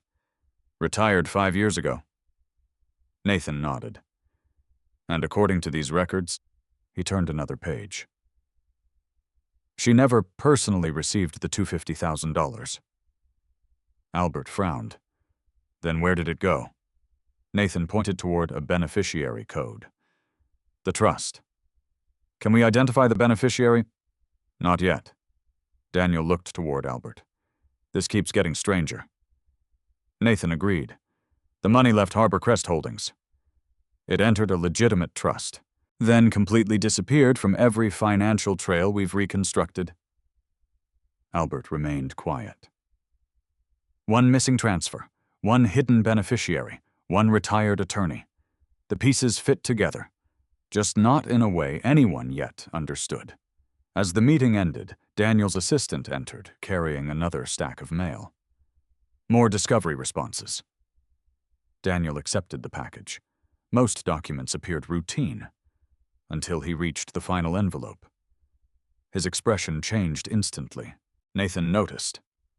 What is it? Daniel slowly removed the contents. A formal notice, issued that morning. Michael Davenport had retained separate legal counsel, not for the divorce, for himself. Albert looked at Daniel. What does that mean? Daniel read the notice again before answering. It means, he paused, someone believes Michael Davenport may soon need his own defense. For the first time since the investigation began, Albert realized the case might become much larger than a disputed divorce. Somewhere beyond the hidden company's missing money and secret investment accounts, another story had been unfolding all along, and someone had just admitted they were preparing for it. Michael Davenport's decision to retain independent legal counsel changed the atmosphere surrounding the case almost overnight. Until then, the dispute had remained confined to family court. A divorcing husband, a successful wife, hidden financial records. Now another attorney had entered the picture representing someone who was not even a party to the divorce. Daniel Pierce read the notice again before placing it on his desk. This tells us two things. Albert waited. First, Michael believes his interests may be affected. And second, Daniel looked toward Nathan. He knows we're getting closer. Nathan agreed. People don't hire separate counsel unless they expect questions. The following morning, Daniel filed additional discovery requests seeking communications between Harborcrest Holdings and several of Michael Davenport's affiliated companies. Victoria Reynolds immediately objected. The matter was scheduled for another hearing. Albert watched the legal process with growing appreciation. Nothing happened quickly. Every request required justification. Every objection required legal authority. Every answer created two new questions. It reminded him of rebuilding an aging bridge. Before replacing damaged steel engineers, first had to expose every hidden connection. Otherwise, the repair itself could create new weaknesses. One afternoon, Nathan entered Daniel's office carrying a portable hard drive. I finished reviewing the email productions. Daniel looked interested. Anything useful? Nathan smiled. Very. Albert sat down. Nathan connected the drive to his laptop. Thousands of business emails had been produced under court order. Most involved ordinary commercial real estate transactions, lease negotiations, construction schedules, financing discussions, exactly what everyone expected. Nathan searched one phrase. Harborcrest. 27 results appeared. He searched another, Atlas, only 3. Albert recognized the name immediately. The trust company. Nathan nodded. Yes. He opened the oldest message. It had been sent almost 2 years earlier. The sender was Michael Davenport. The recipient was Samantha. The body of the email contained only one sentence. The Atlas structure is ready. We can move forward after approval. No attachment remained. No explanation. Daniel leaned closer. What approval? Nathan opened the next email. The attachment had been preserved. Corporate preparation checklist, trust documentation, asset transfer schedule. Several pages had been heavily redacted because they involved confidential third-party information. Yet one line remained visible. Final beneficiary authorization pending. Albert quietly read the words several times. So Atlas wasn't random? No, Nathan answered. It was planned. Daniel remained thoughtful. But planned for what? Nobody could answer. The missing beneficiary still remained hidden. Later that week, the court held another discovery hearing. Judge Eleanor Whitmore reviewed competing motions for nearly an hour before addressing the attorneys. Mr. Pierce, explain why these additional business records are relevant. Daniel stood. Your Honor, financial tracing demonstrates repeated interactions between disputed marital assets and entities associated with Mr. Davenport. Victoria immediately objected. My client cannot be expected to produce records belonging to unrelated third parties. Judge Whitmore looked toward Daniel again. What specifically are you seeking? Daniel answered carefully. communications concerning Harbor Crest Holdings, Atlas Fiduciary Services, and related financial transfers. The judge reviewed several exhibits before making her ruling. The request is narrowed. She looked directly at Victoria. Documents directly involving Mrs. Kelly shall be produced. Victoria acknowledged the order professionally. Another small step. Another layer removed. Outside the courtroom, reporters again ignored the proceedings. To everyone else, nothing remarkable had happened. Inside the case, however, the investigation continued expanding. That evening, Samantha surprised Albert by asking if they could have dinner together. Not to reconcile, simply to talk. He agreed. They chose a quiet neighborhood restaurant they had visited years earlier when money had been tight. The place had barely changed. Same wooden booths, same family photographs covering the walls, same elderly owner greeting regular customers. For a few moments, it almost felt like another life. They ordered simple meals. Neither mentioned the divorce immediately. Finally, Samantha broke the silence. "Do you remember our first apartment?" Albert smiled. "The upstairs one with the broken furnace?" She laughed. "We survived one entire January using space heaters. And 3 blankets." She nodded. "We were happy." "We were." Silence returned. This time it carried memories rather than tension. Samantha slowly stirred her coffee. "I've been asking myself when everything changed." Albert answered honestly. "I've asked myself the same question." She looked directly at him. "Do you know?" He thought for a long moment. "I know when I noticed. When we started measuring success differently." She considered the answer. "I wanted more." "I know." "Was that wrong?" Albert shook his head. "No." "What became wrong?" He searched for the right words. Was believing more required leaving everything else behind." She looked down at the table. For the first time in months, she seemed uncertain. "I'm not the villain you think I am," Albert responded quietly. "I've never called you one." She looked surprised. "You haven't?" "I've only followed the records." The waitress arrived with dinner, interrupting the conversation. Neither spoke again until after the plates had been cleared. As they walked toward the parking lot, Samantha stopped beside her car. "Can I ask you something?" "Of course." "If all of this money had never existed," she hesitated, "would we still be together?" Albert looked at her for several seconds before answering. "I honestly don't know." She accepted the answer with a slow nod. It was not the response she had hoped for. Yet it was truthful. As Albert drove home, he found himself thinking not about the conversation itself, but about what Samantha had not asked. She had never denied the hidden companies. She had never denied the transfers. She had never denied Harbor Crest Holdings. Instead, she had asked about a different life entirely. The following Monday, Nathan requested another meeting. "I've been studying the production timeline." Albert recognized the charts immediately. Every company formation, every transfer, every property acquisition. Nathan pointed toward one date. "This is where everything begins. Harbor Crest Holdings. 3 days later. The Atlas transfer, 2 months later. Lake Summit Property Services, then Ridgeway Consulting Partners. Each entity appeared precisely when needed, then gradually faded into the background. Daniel noticed something unusual. These companies were never designed to operate permanently. Nathan nodded. They were bridges. Albert smiled faintly at the engineering analogy. Temporary structures? Exactly, Nathan continued. They existed only long enough to move assets somewhere else. Daniel leaned back. So, where's the final destination? Nathan looked toward the monitor displaying the trust records. I still believe it's connected to Atlas. But we need the beneficiary. Late that afternoon, another package arrived from the subpoena process. This one contained internal accounting correspondence from Harbor Crest Holdings.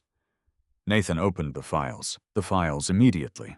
Most appeared routine: invoices, insurance renewals, tax estimates. Then one spreadsheet caught his attention. It listed every outgoing transfer made during the company's first year. Nathan scanned the final column. Authorization. Some entries contained Samantha's initials. Others listed Michael Davenport. Then one payment displayed neither. Instead, a simple notation appeared. R.L. Nathan froze. Albert noticed immediately. "What is it?" Nathan enlarged the spreadsheet. "There." Daniel stood beside him. "R.L. Rebecca Lawson, the retired attorney, the trust administrator." For the first time, her initials appeared inside Harbor Crest Holdings' own accounting records. Not years later, at the very beginning. Nathan compared the spreadsheet with the anonymous banking document mailed to Daniel. The handwriting codes matched. The authorization dates matched. Everything aligned perfectly. Daniel spoke almost to himself. So Rebecca Lawson wasn't an outsider. Nathan slowly nodded. No. She participated. Albert looked from one man to the other. In what? Nobody answered immediately, because they still lacked the single fact that mattered most. Whose trust had Rebecca Lawson been administering? Before anyone could continue, Daniel's office phone rang. His assistant transferred the call directly. Daniel listened for less than 30 seconds before standing. I understand. We'll be there. He ended the call. Albert recognized the expression on his face. What happened? Daniel looked at both men. Atlas Fiduciary Services just responded to our subpoena. Nathan leaned forward. They're cooperating.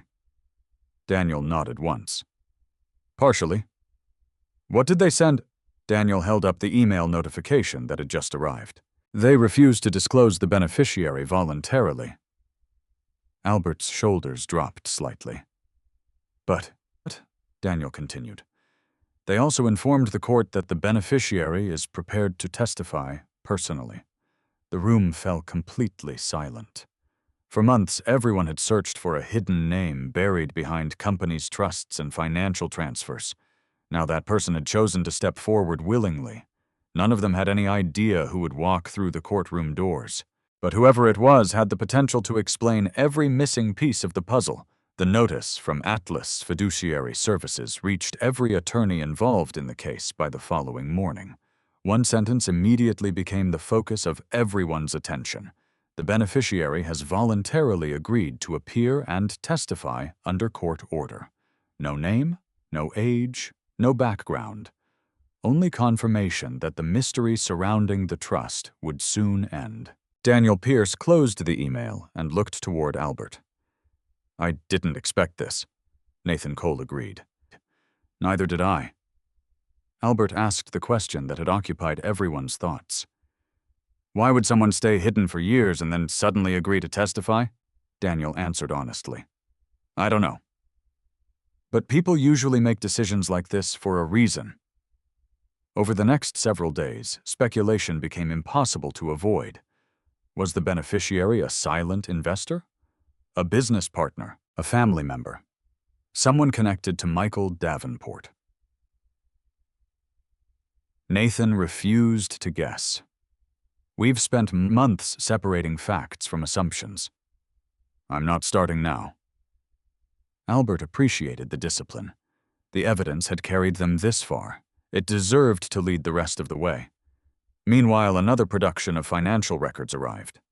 This time, the documents came directly from Atlas Fiduciary Services. As promised, the beneficiary's identity remained sealed. But the administrative records revealed something important. Rebecca Lawson had never owned the trust. She had only managed its legal formation. Every major decision required written authorization from the beneficiary. Nathan highlighted several approval logs. Look at the dates. Albert leaned closer. Nearly every authorization occurred within 24 hours of significant transfers from Harbor Crest Holdings. Money moved. Approval followed. Then new investments appeared. Daniel folded his arms. The trust wasn't passive. No. Nathan nodded. Someone actively directed every major decision. Albert stared at the approval timeline. So whoever testifies, he paused, knows everything. Nathan answered quietly. I believe so. 3 days later, the court held another status conference. Judge Eleanor Whitmore reviewed discovery progress before turning toward both legal teams. Has Atlas Fiduciary Services confirmed witness availability? Daniel stood. Yes, Your Honor.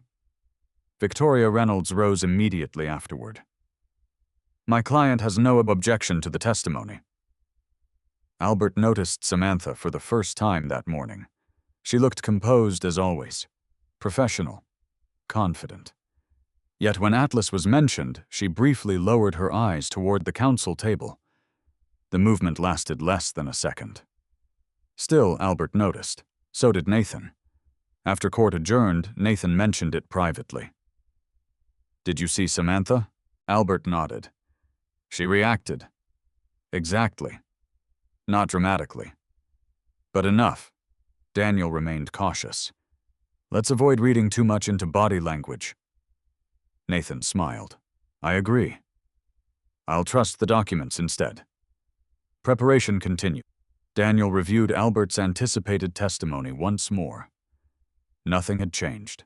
Nothing needed changing. The facts remained exactly as they had been from the beginning. Unexpected transfers, hidden companies, documented records, professional analysis. No speculation. One evening, while organizing old files in the garage before the house would eventually be sold, Albert discovered a cardboard box tucked beneath his father's workbench. Inside were photographs spanning decades, family vacations, birthday parties, camping trips. Near the bottom lay a faded photograph from his wedding. Albert lifted it carefully. He and Samantha stood beneath the large oak tree where they had exchanged vows. Both were laughing. Neither looked toward the camera. Instead, they looked only at each other. For several moments, Albert simply held the photograph. He remembered the promise they had made that afternoon. Not about money, not about success, only about building a life together. The memory no longer hurt the way it once had. Instead, it reminded him that the marriage had been genuine. Whatever happened afterward could not erase that truth. He placed the photograph back into the box, not because he wanted to forget it, because he wanted to remember it honestly. The following Monday brought another surprise. Victoria Reynolds requested a private meeting with Daniel. No clients present, only attorneys.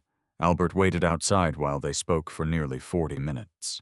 When Daniel finally returned, his expression remained unreadable. What happened?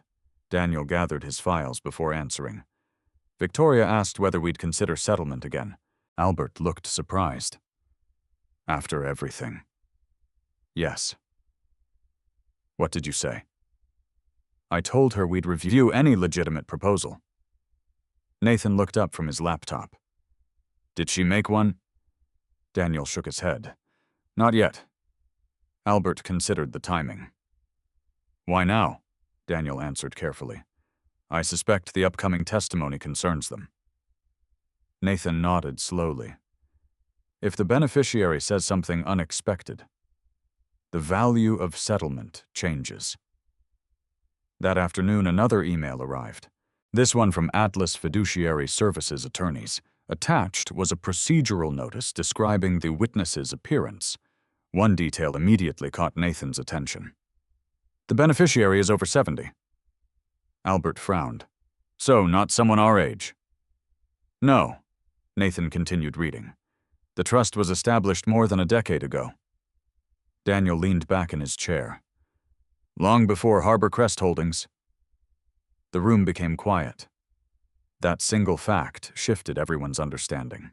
For months, they had assumed Harbor Crest Holdings created the mystery. Instead, the trust had existed first.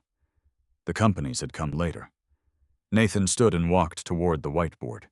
He erased the existing timeline, then rewrote it. Trust established, years later. Harbor Crest Holdings created, then Lake Summit, then Ridgeway, then the property acquisitions, Albert studied the revised sequence. So Harbor Crest wasn't the beginning? Nathan smiled. It never was. It was only one chapter. Daniel looked thoughtfully at the board. We've been reading the story from the middle. Late Wednesday afternoon, Albert received an unexpected phone call while inspecting a bridge renovation site. The caller identified herself as Margaret Ellis. The name meant nothing to him. I'm sorry, Albert said politely. Do we know each other? No. My husband passed away 6 months ago. Albert remained silent. I found your number through public court records. He stepped away from the construction crew. How can I help you? My husband worked for Michael Davenport for nearly 20 years. Albert listened carefully. He kept detailed files. After he died, she hesitated. I started sorting through his office. Albert felt his heartbeat slow. Not faster, slower. Whenever unexpected information appeared, he had learned to listen before reacting. I found something. What? I don't know. She sounded genuinely uncertain. But your name appears several times. Albert looked across the steel framework of the bridge stretching over the river. My attorney should probably speak with you. I thought you might say that. She gave him Daniel's office number. I'll call. That evening, Margaret Ellis arrived carrying 2 weathered storage boxes. Daniel, Nathan, and Albert waited in the conference room. Margaret appeared nervous, but determined. I don't want any trouble. Daniel smiled reassuringly. We're only interested in the truth. She nodded before opening the first box. Inside rested old project binders, accounting ledgers, property surveys, meeting notes. Nothing immediately remarkable. Then she opened the second box. Near the bottom lay a sealed manila envelope. Across the front, someone had handwritten 4 words. If anything happens. Margaret looked at Albert. My husband told me never to open it unless something happened to him. She swallowed quietly. I couldn't bring myself to read it. Daniel carefully accepted the envelope. May we? She nodded. You should? Daniel broke the seal. Inside rested a single handwritten letter. Beneath it lay a flash drive. Nathan picked up the drive without inserting it into any computer. The handwritten letter was addressed not to Margaret, not to Daniel, not even to Michael Davenport. It was addressed to one person, Albert Kelly. For several long seconds, no one in the room spoke. Albert slowly reached for the letter bearing his own name. Albert looked at the envelope for several long moments before carefully unfolding the letter. The handwriting belonged to someone he had never met. At the bottom of the page appeared a signature. Thomas Ellis, Margaret's late husband. Albert began reading silently. If this letter reaches you, then circumstances have changed more than I hoped they ever would. You don't know me. We've never spoken. But I have known your name for several years. Not because of anything you did, but because I was instructed never to mention it. Albert stopped reading. Daniel and Nathan waited without interrupting. He continued. I worked for Michael Davenport for 19 years. Most of my responsibilities involved construction records, investment files, and corporate document storage. I believed everything we handled was legitimate. Then I started noticing files that disappeared after meetings. Companies created for only a few months. Ownership records replaced by new versions. Nothing looked illegal by itself. Together, they stopped making sense. Albert slowly lowered the page. Nathan asked quietly, Keep going.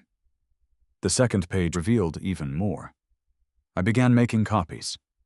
Not because I wanted revenge, because I believed someone should know the truth if questions were ever asked. If you're reading this, those questions have finally arrived. Albert reached the final paragraph. The companies were never the destination. They were only temporary holding structures. The real decisions always happened somewhere else. Follow the trust, not the corporations. He signed only one final sentence. I'm sorry I waited so long. The room remained silent. Daniel carefully took the letter and read it himself. Nathan immediately examined the flash drive. Without connecting it to any office computer, he placed it inside a forensic evidence bag. We'll image it first. No shortcuts, Daniel agreed. Chain of custody matters. Albert looked toward Margaret. Did your husband ever tell you why he wrote this? She shook her head. He only said that if anyone ever came asking questions about Michael Davenport. Her voice grew quieter. The letter would explain everything. Nathan arranged for the flash drive to be examined using forensic equipment the following morning. No files would be altered. Every action would be documented. By noon the next day, the imaging process was complete. Nathan opened the copied contents. Only 3 folders appeared: corporate meetings, financial schedules, personal notes. He opened the first folder. Inside were scanned meeting agendas dating back nearly 6 years. Most appeared ordinary: construction financing, property acquisitions, investment planning. Then one agenda contained a familiar phrase: Atlas Transition. Nathan immediately enlarged the page. Attendance had been recorded: Michael Davenport, Samantha Kelly, Rebecca Lawson, several attorneys, 2 accountants. One final attendee's name had been blacked out with a marker before the document had been scanned. Albert noticed immediately. They redacted someone. Nathan nodded. After printing. The original document wasn't created this way. Daniel leaned closer. Can we recover it? Nathan examined the scan carefully. No. The marker completely covered the text. Still, the existence of the meeting itself mattered. Rebecca Lawson had not been a distant legal administrator. She had attended planning meetings from the beginning. Nathan opened the second folder: financial schedules, spreadsheets, projected investment timelines, property purchases, cash flow forecasts. One worksheet immediately caught everyone's attention. Column A listed corporate entities. Column B listed transfer amounts. Column C contained a heading unlike anything they had seen before: Final Allocation. Nearly every row pointed toward a simple abbreviation. A.T. Albert frowned. What does that stand for? Nathan answered honestly. I don't know. Daniel looked toward the earlier trust records. Atlas Trust? Possibly. Nathan refused to assume. We'll prove it before we call it that. The third folder contained handwritten notes apparently created by Thomas Ellis himself. Unlike the business documents, these entries reflected personal observations.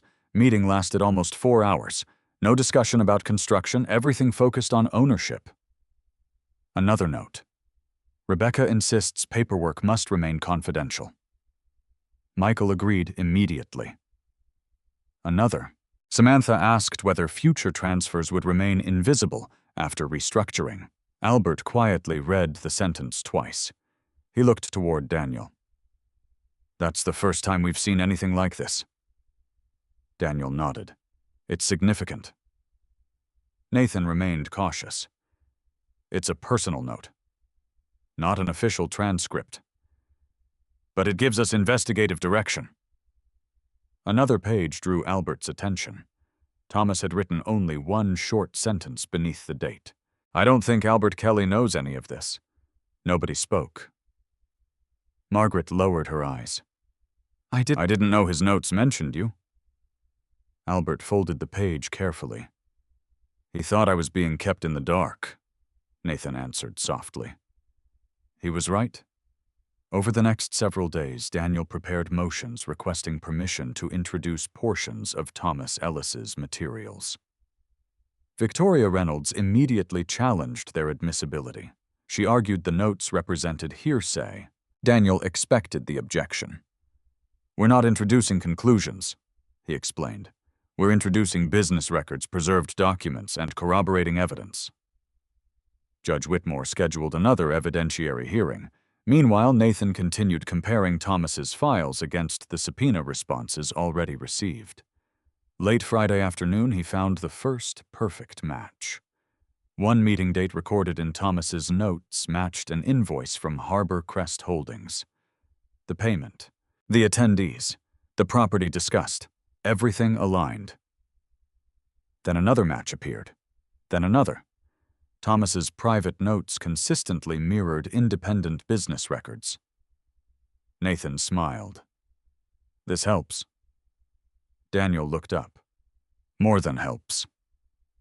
It corroborates. Albert had learned enough about evidence to understand the importance immediately. One document could raise suspicion. Multiple independent documents supporting one another created credibility. Saturday morning, Albert returned to the nearly empty house. Several rooms already contained packed boxes. The divorce had quietly become reality. As he sorted old books from the study, Samantha entered carrying another storage container. For a moment, both stood silently. Then she noticed the old wedding album resting on the desk. "You found it?" "I did." She walked over slowly. "We haven't looked at this in years." Albert opened the album. Photographs filled every page. Friends, family, the reception, their first dance. Samantha smiled faintly at one picture showing both of them laughing while attempting to cut the wedding cake. "You dropped the knife," Albert laughed. "You laughed so hard everyone else started laughing." "I remember." She gently touched the edge of the photograph. "I used to think we'd grow old in this house." Albert looked around the room. "So did I." She closed the album. "I'm sorry." Albert met her eyes. This time the apology sounded different.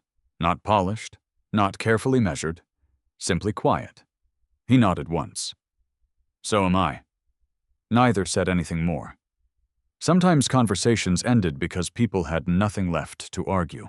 Other times they ended because they finally understood that certain things could never be repaired. Monday morning brought another message from Atlas Fiduciary Services. The beneficiary's testimony had officially been scheduled. Judge Whitmore ordered the appearance to occur in open court. Both legal teams received the same notice. Daniel reviewed the order carefully. No remote testimony. No written declaration. The witness will appear in person. Nathan closed another financial binder. Good. Albert looked toward both men. We finally get answers. Daniel smiled slightly. I hope so. That afternoon, while reviewing final witness lists, Daniel noticed one unexpected addition filed by Michael Davenport's attorney. Michael himself would testify voluntarily. Albert looked surprised. He wants to testify. Daniel nodded. He requested it. Nathan leaned back in his chair. That's risky. Very. Albert remained thoughtful. Why would he do that? Daniel answered quietly. Because he believes his testimony will help him. Nathan looked toward the growing stack of evidence covering the conference table. Or because he believes someone else's testimony might hurt him.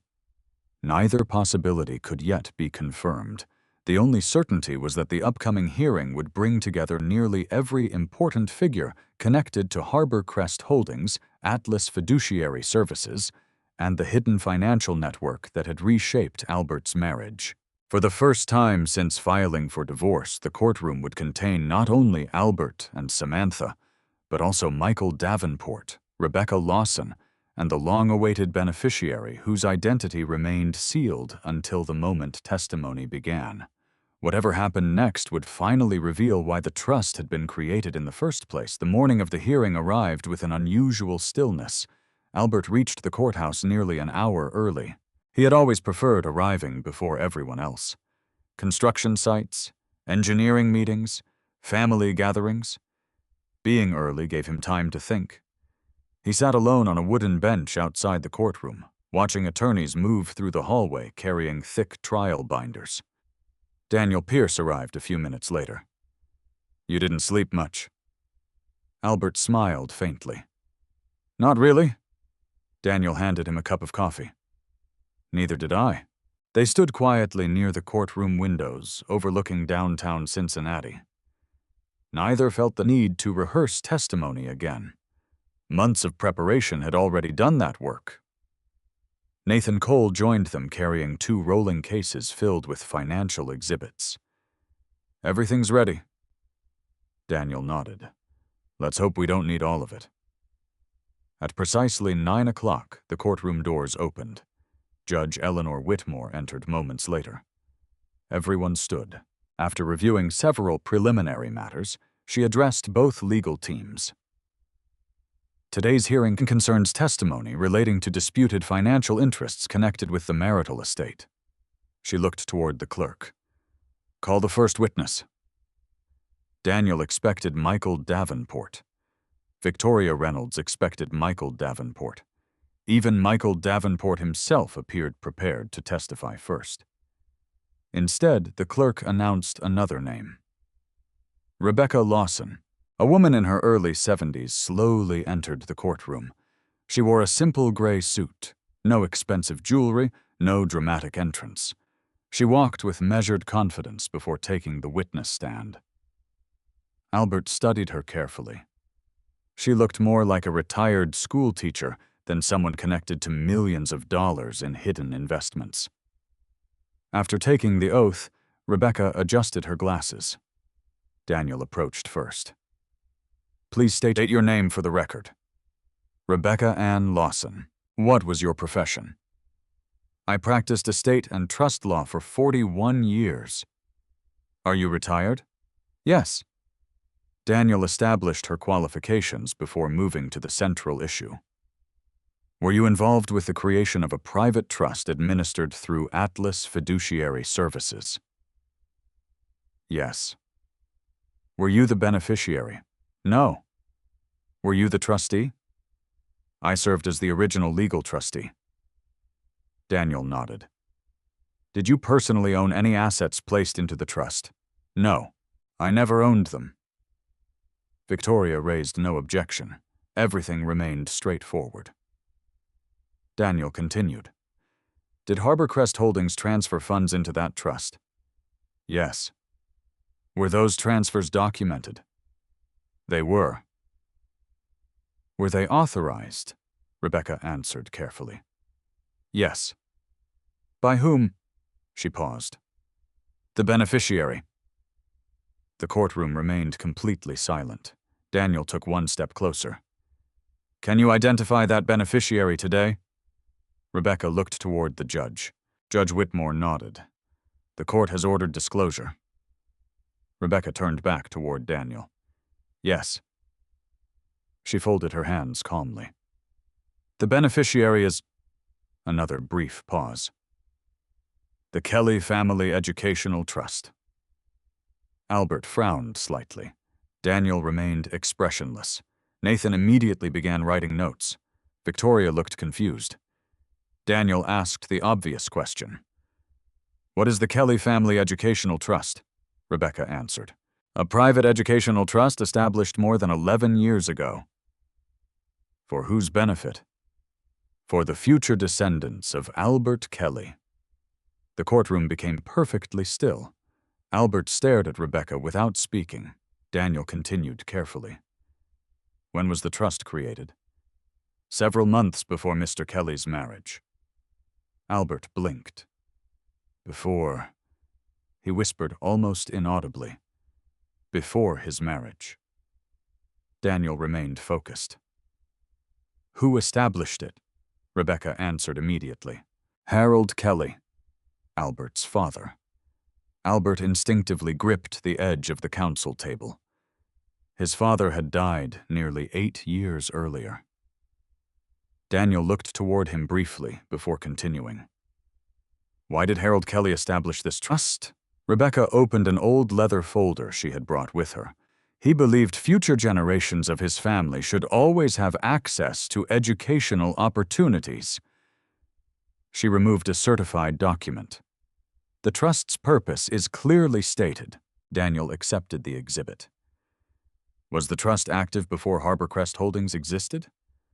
"Yes." "Years before?" Nathan quickly compared dates inside his notebook. The timeline matched perfectly. Daniel asked another question. Then why did Harborcrest Holdings transfer money into it? Rebecca answered without hesitation. Because additional assets were voluntarily contributed. By whom? She looked toward Samantha. Mrs. Kelly. Every head in the courtroom turned. Samantha remained motionless. Daniel spoke carefully. To be clear, are you saying Samantha Kelly transferred assets into a trust benefiting Albert Kelly's future family? Yes. Repeatedly. Albert could hardly process what he was hearing. Nothing about this fit the narrative he had built over months. Daniel continued. Why? Rebecca lowered her eyes briefly before answering. That question cannot be answered by legal documents. Daniel nodded. No further questions. Victoria Reynolds stood for cross-examination. Ms. Lawson, did my client ever withdraw money from the trust for personal use? No. Did she ever become the beneficiary? No. Did she ever attempt to dissolve the trust? No. Victoria walked slowly towards the witness stand.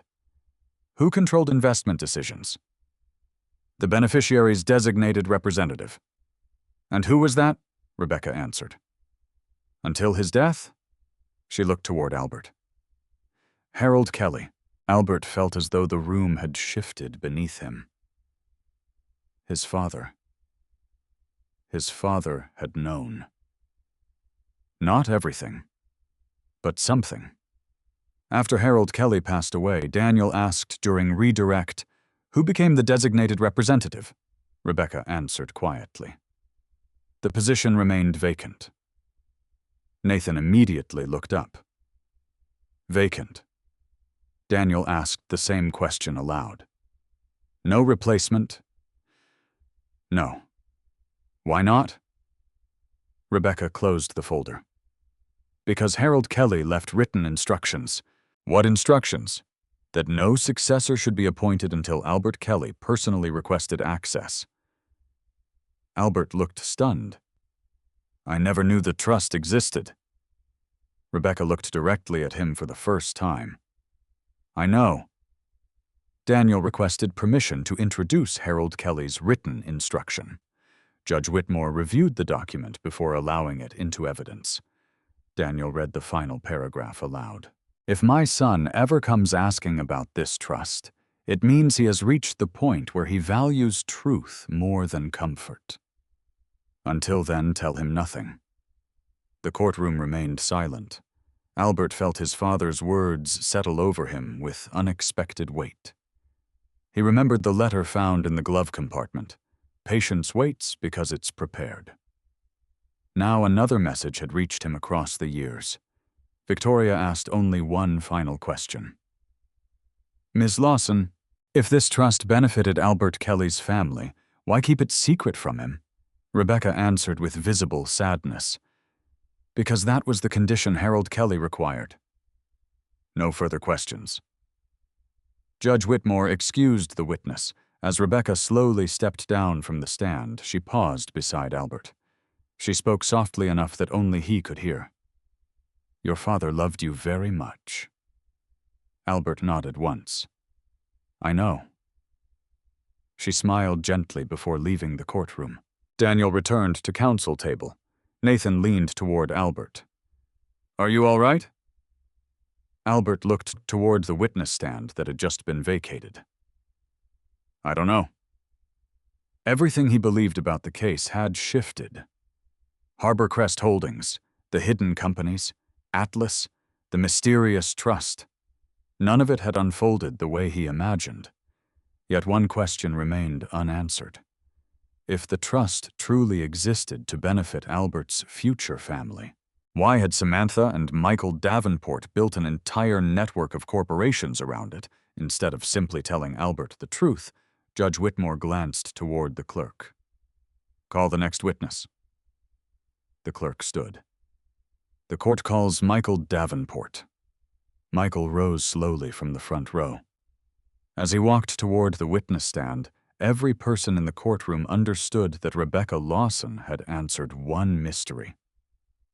Michael Davenport was about to answer the one that mattered even more. Michael Davenport walked to the witness stand with the measured confidence of someone accustomed to boardrooms, negotiations, and public attention. He took the oath without hesitation. Then he sat quietly, folding his hands in front of him. Daniel Pierce approached. "Please state your name." "Michael Andrew Davenport." "What is your occupation?" "I'm a commercial real estate developer." "How long have you worked in that field?" 33 years. Daniel nodded. "Were you acquainted with Harold Kelly?" "Yes." "How?" "We invested together many years ago." Albert's eyes narrowed slightly. His father had never mentioned Michael Davenport, at least not by name. Daniel continued. "When did you first meet him?" "About 14 years ago." "And would it be fair to say you developed a professional relationship?" "Yes." Daniel paused before asking the next question. "Did Harold Kelly ask you to assist with the Kelly Family Educational Trust?" Michael answered immediately. "Yes." The courtroom remained silent. Daniel walked slowly toward the witness stand. "What exactly did he ask you to do?" Michael took a slow breath. "He believed the trust would need experienced investment management after he was gone." "So he approached you?" "Yes." "And you agreed?" "I did." Daniel picked up one of the exhibits. "Was Harborcrest Holdings created for that purpose?" Michael nodded. "Partially." "What does partially mean?" "The company allowed multiple investment projects to be managed through one structure." Daniel remained calm. "Who owned Harborcrest Holdings?" "Mrs. Kelly and I." Albert listened carefully. That fact had never changed. Daniel asked another question. "If Samantha Kelly owned half the company, why wasn't Albert Kelly informed?" Michael looked toward Albert for the first time, then back toward Daniel. "Because Harold instructed us not to involve him." Daniel did not react. "You followed those instructions?" "Yes." "For years?" "Yes." Daniel opened another binder. "I'm showing you Exhibit 47. Michael reviewed the document. "Do you recognize it?" "Yes." "It appears to be one of our investment schedules." "It is." Daniel pointed to several highlighted entries. "These records show approximately $3.8 million moving through Harborcrest Holdings." "Correct." "Were those funds stolen from Albert Kelly?" Michael answered without hesitation. "No." "Were they diverted for Samantha Kelly's personal benefit?" "No." "Were they concealed from the court?" "No." Daniel allowed several seconds of silence. Then he asked the question everyone in the courtroom had been waiting to hear. "Where did the money go?" Michael answered quietly. "Into the trust." Albert looked toward Nathan. Nathan had already begun comparing figures. Every transfer, every account, every property. Daniel continued. "Explain." Michael folded his hands again. "Harold Kelly believed that leaving cash to future generations would be a mistake. He believed wealth should grow. So he designed a structure that invested continuously." Daniel nodded. "Why use multiple companies?" "Risk management. Commercial real estate projects succeed and fail. Separate entities protected each investment." Nathan looked up from his notes. The explanation matched standard commercial real estate practice. Daniel continued. "Then why weren't those interests disclosed during the divorce?" Michael answered carefully. "Because they weren't marital assets." Victoria Reynolds remained seated. She made no objection. Daniel noticed. "So whose assets were they? "The trust's." Daniel turned toward Judge Whitmore. "Your Honor, permission to display Exhibit 63. Granted." A certified trust agreement appeared on the courtroom monitors. Nathan immediately located the relevant paragraph. Daniel read aloud. Any assets formally transferred into the Kelly Family Educational Trust shall thereafter remain trust property and shall not constitute personal assets of any contributor unless specifically revoked in writing. Daniel looked back at Michael. Were any of Samantha Kelly's contributions ever revoked? No. So, once transferred, they belonged to the trust. Daniel nodded slowly. No further questions. Victoria Reynolds stood. Unlike previous cross-examinations, her tone sounded almost conversational. Mr. Davenport, did Samantha Kelly personally profit from those trust investments? No. Did she receive distributions? No. Did you? No. Then why continue making contributions? Michael smiled faintly. Because we promised Harold Kelly we would. The courtroom remained completely silent. Victoria continued. Did Samantha ever ask to stop? Michael hesitated. Yes. When? About 3 years ago. Albert looked up. Victoria asked the obvious question. What happened? Michael answered honestly. I refused. Why? Because I gave Harold my word. Daniel listened carefully. Every answer created a very different picture from the one everyone had expected. Victoria continued. Did Samantha comply? Eventually. Voluntarily. Yes. No further questions. Judge Whitmore looked toward Daniel. Redirect. Briefly. Daniel stood. Mr. Davenport, if everything you've said is accurate, why didn't anyone simply tell Albert? Michael remained quiet for several seconds. Finally, he answered. Because I made the biggest mistake of my life. Daniel waited. I confused keeping a promise. Michael looked toward Albert. With keeping a secret. The distinction settled over the courtroom. Daniel asked one final question. What difference do you believe that made? Michael answered softly. It destroyed a marriage that never needed to be destroyed. No one spoke. Judge Whitmore thanked the witness before excusing him. Michael stepped down. As he passed Albert, he stopped briefly. I'm sorry. Albert looked at him. You should have trusted me. Michael nodded once. I know. He walked quietly out of the courtroom. Judge Whitmore called a short recess.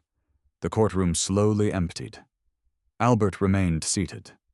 Nathan quietly organized exhibits while Daniel reviewed his notes. Neither interrupted Albert's thoughts.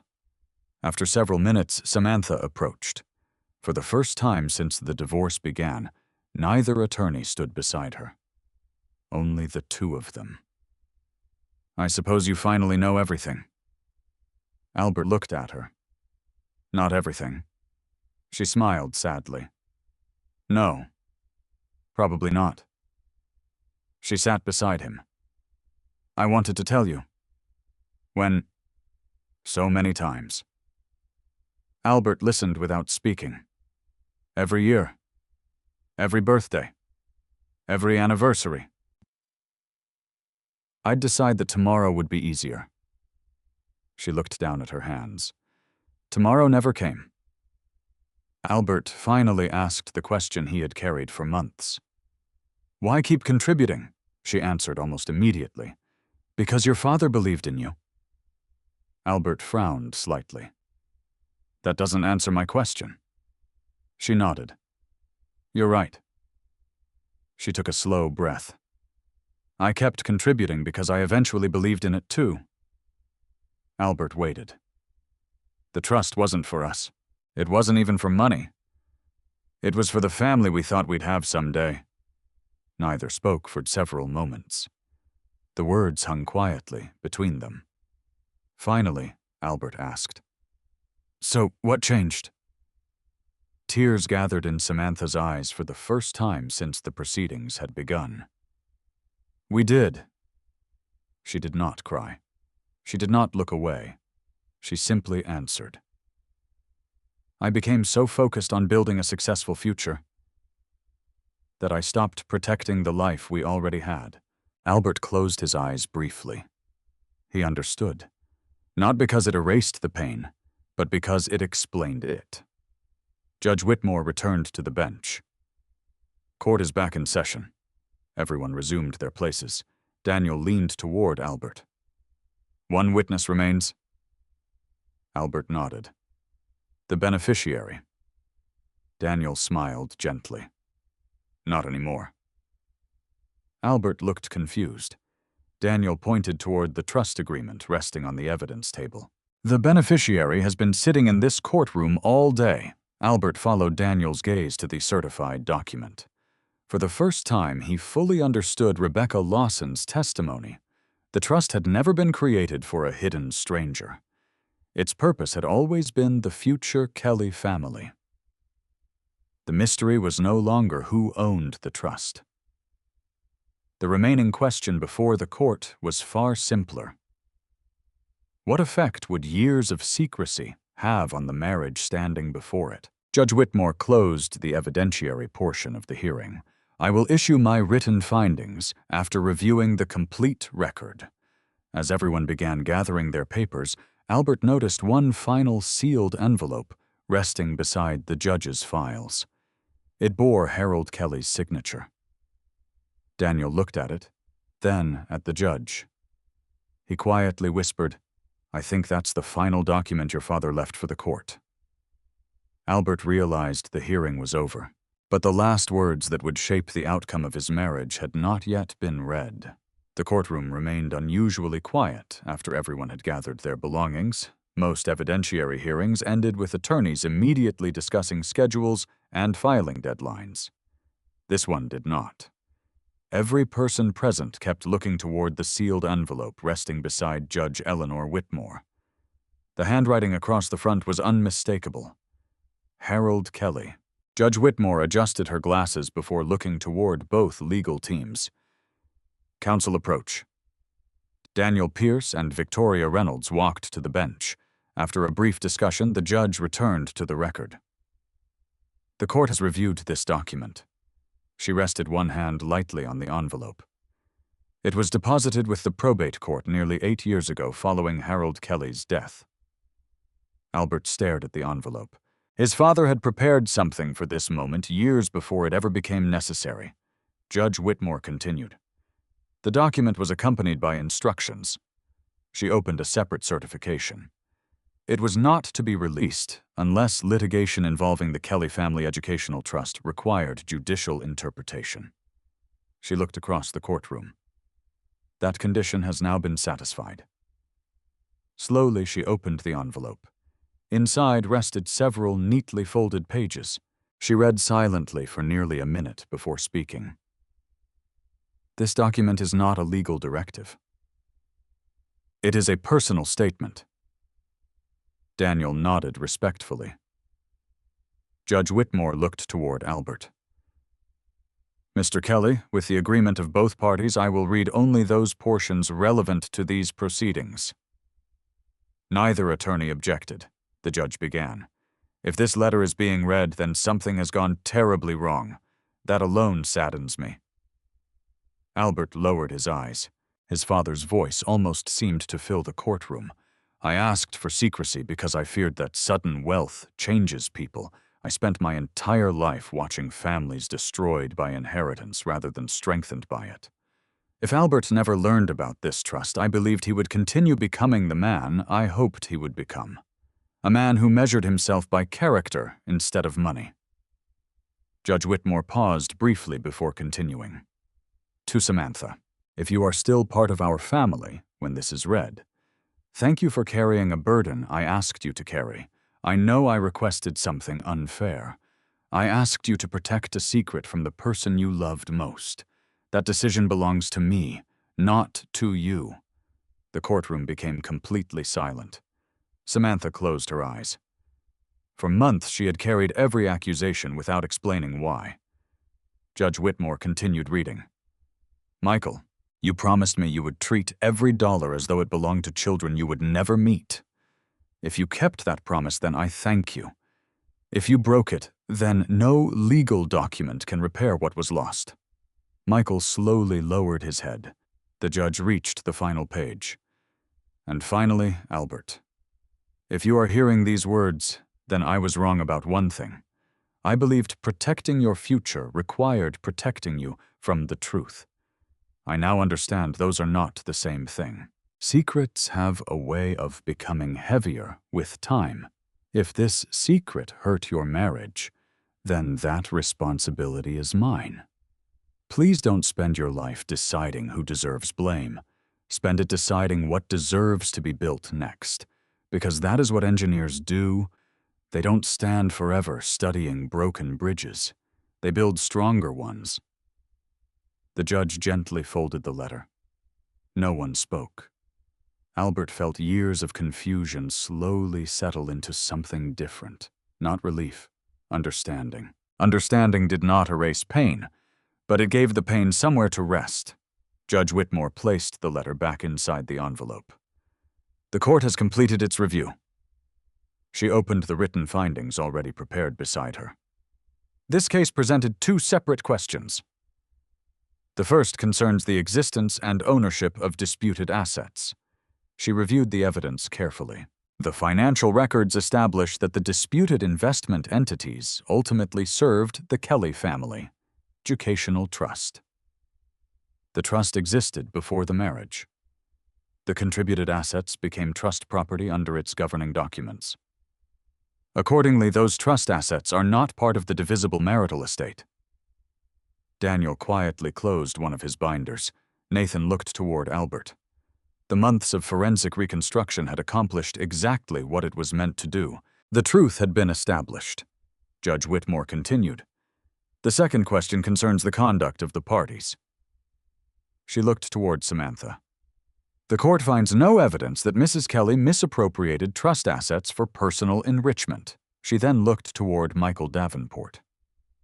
The court further finds no evidence that Mr. Davenport converted trust property for his own benefit. Both remained silent. The judge's voice softened slightly. However, the court also finds that years of unnecessary secrecy destroyed trust within this marriage. She paused. While the secrecy originated with Harold Kelly, every adult involved later possessed opportunities to choose transparency. Those opportunities were not taken. Albert understood exactly what she meant. A promise explained the beginning. It did not explain every year afterward. Judge Whitmore turned the final page. The petition for divorce is granted. The words landed quietly. No celebration. No outrage. Only acceptance. The parties are directed to complete the remaining administrative matters consistent with today's findings. Her gavel struck once. Court is adjourned. People slowly began leaving the courtroom. Reporters still waited outside for unrelated cases. None recognized the significance of what had just happened. To them, it was another divorce. To Albert, it marked the end of one life and the beginning of another. As Daniel packed the final exhibit binder, he smiled. You handled this better than most people ever could. Albert shook his hand. I had good help. Nathan joined them. I've spent 22 years tracing financial fraud. He smiled faintly. This is the first investigation where the money wasn't the biggest mystery. Albert laughed softly. No, it wasn't. Across the courtroom, Samantha stood alone, gathering her files. After a moment, Albert walked over. Neither spoke immediately. Finally, Samantha broke the silence. So, I guess this is goodbye. Albert looked at her for a long moment. I don't think it's goodbye. She looked surprised. It's thank you. For what? For the years that were real. They mattered. Tears finally escaped her eyes. They did. I'm sorry. Albert nodded gently. I know. She smiled through the tears. I hope someday you have the family your father dreamed about. Albert smiled back. I hope you find peace. There was nothing left to argue, nothing left to explain, only two people saying farewell to the life they had once imagined together. Months later, the old Cincinnati house sold quietly. Albert kept only a few things: his father's workbench, the handwritten letters, a single wedding photograph. Not because he wished to relive the past, because he refused to pretend it had never existed. He remained with Midwest Engineering, eventually accepting a leadership position, mentoring younger engineers. He found satisfaction in designing bridges that would stand for generations. Sometimes he smiled at the irony. His father had been right. Broken bridges could be studied forever, or they could be rebuilt. One autumn afternoon, Albert visited a local scholarship ceremony. The Kelly Family Educational Trust had begun funding engineering nursing and teaching scholarships for students who otherwise could not afford college. Albert had accepted the role of volunteer trustee months earlier, not because of the money, because he finally understood its purpose. After the ceremony ended, one young engineering student approached him. Mr. Kelly. Yes. I just wanted to thank you. This scholarship changed my life. Albert smiled warmly. I hope someday you change someone else's. The student nodded. I will. As the auditorium slowly emptied, Albert remained seated for another minute. He looked at the names of the scholarship recipients displayed across the stage. His father's dream had never been about wealth. It had always been about opportunity. Albert finally stood and walked toward the exit. Outside, the afternoon sun reflected from the steel arches of a bridge spanning the Ohio River. Traffic moved steadily across it. Thousands of people trusted that bridge every day without ever thinking about the engineers who built it. Albert smiled. That was enough. Some of life's strongest foundations were never meant to be noticed, only trusted.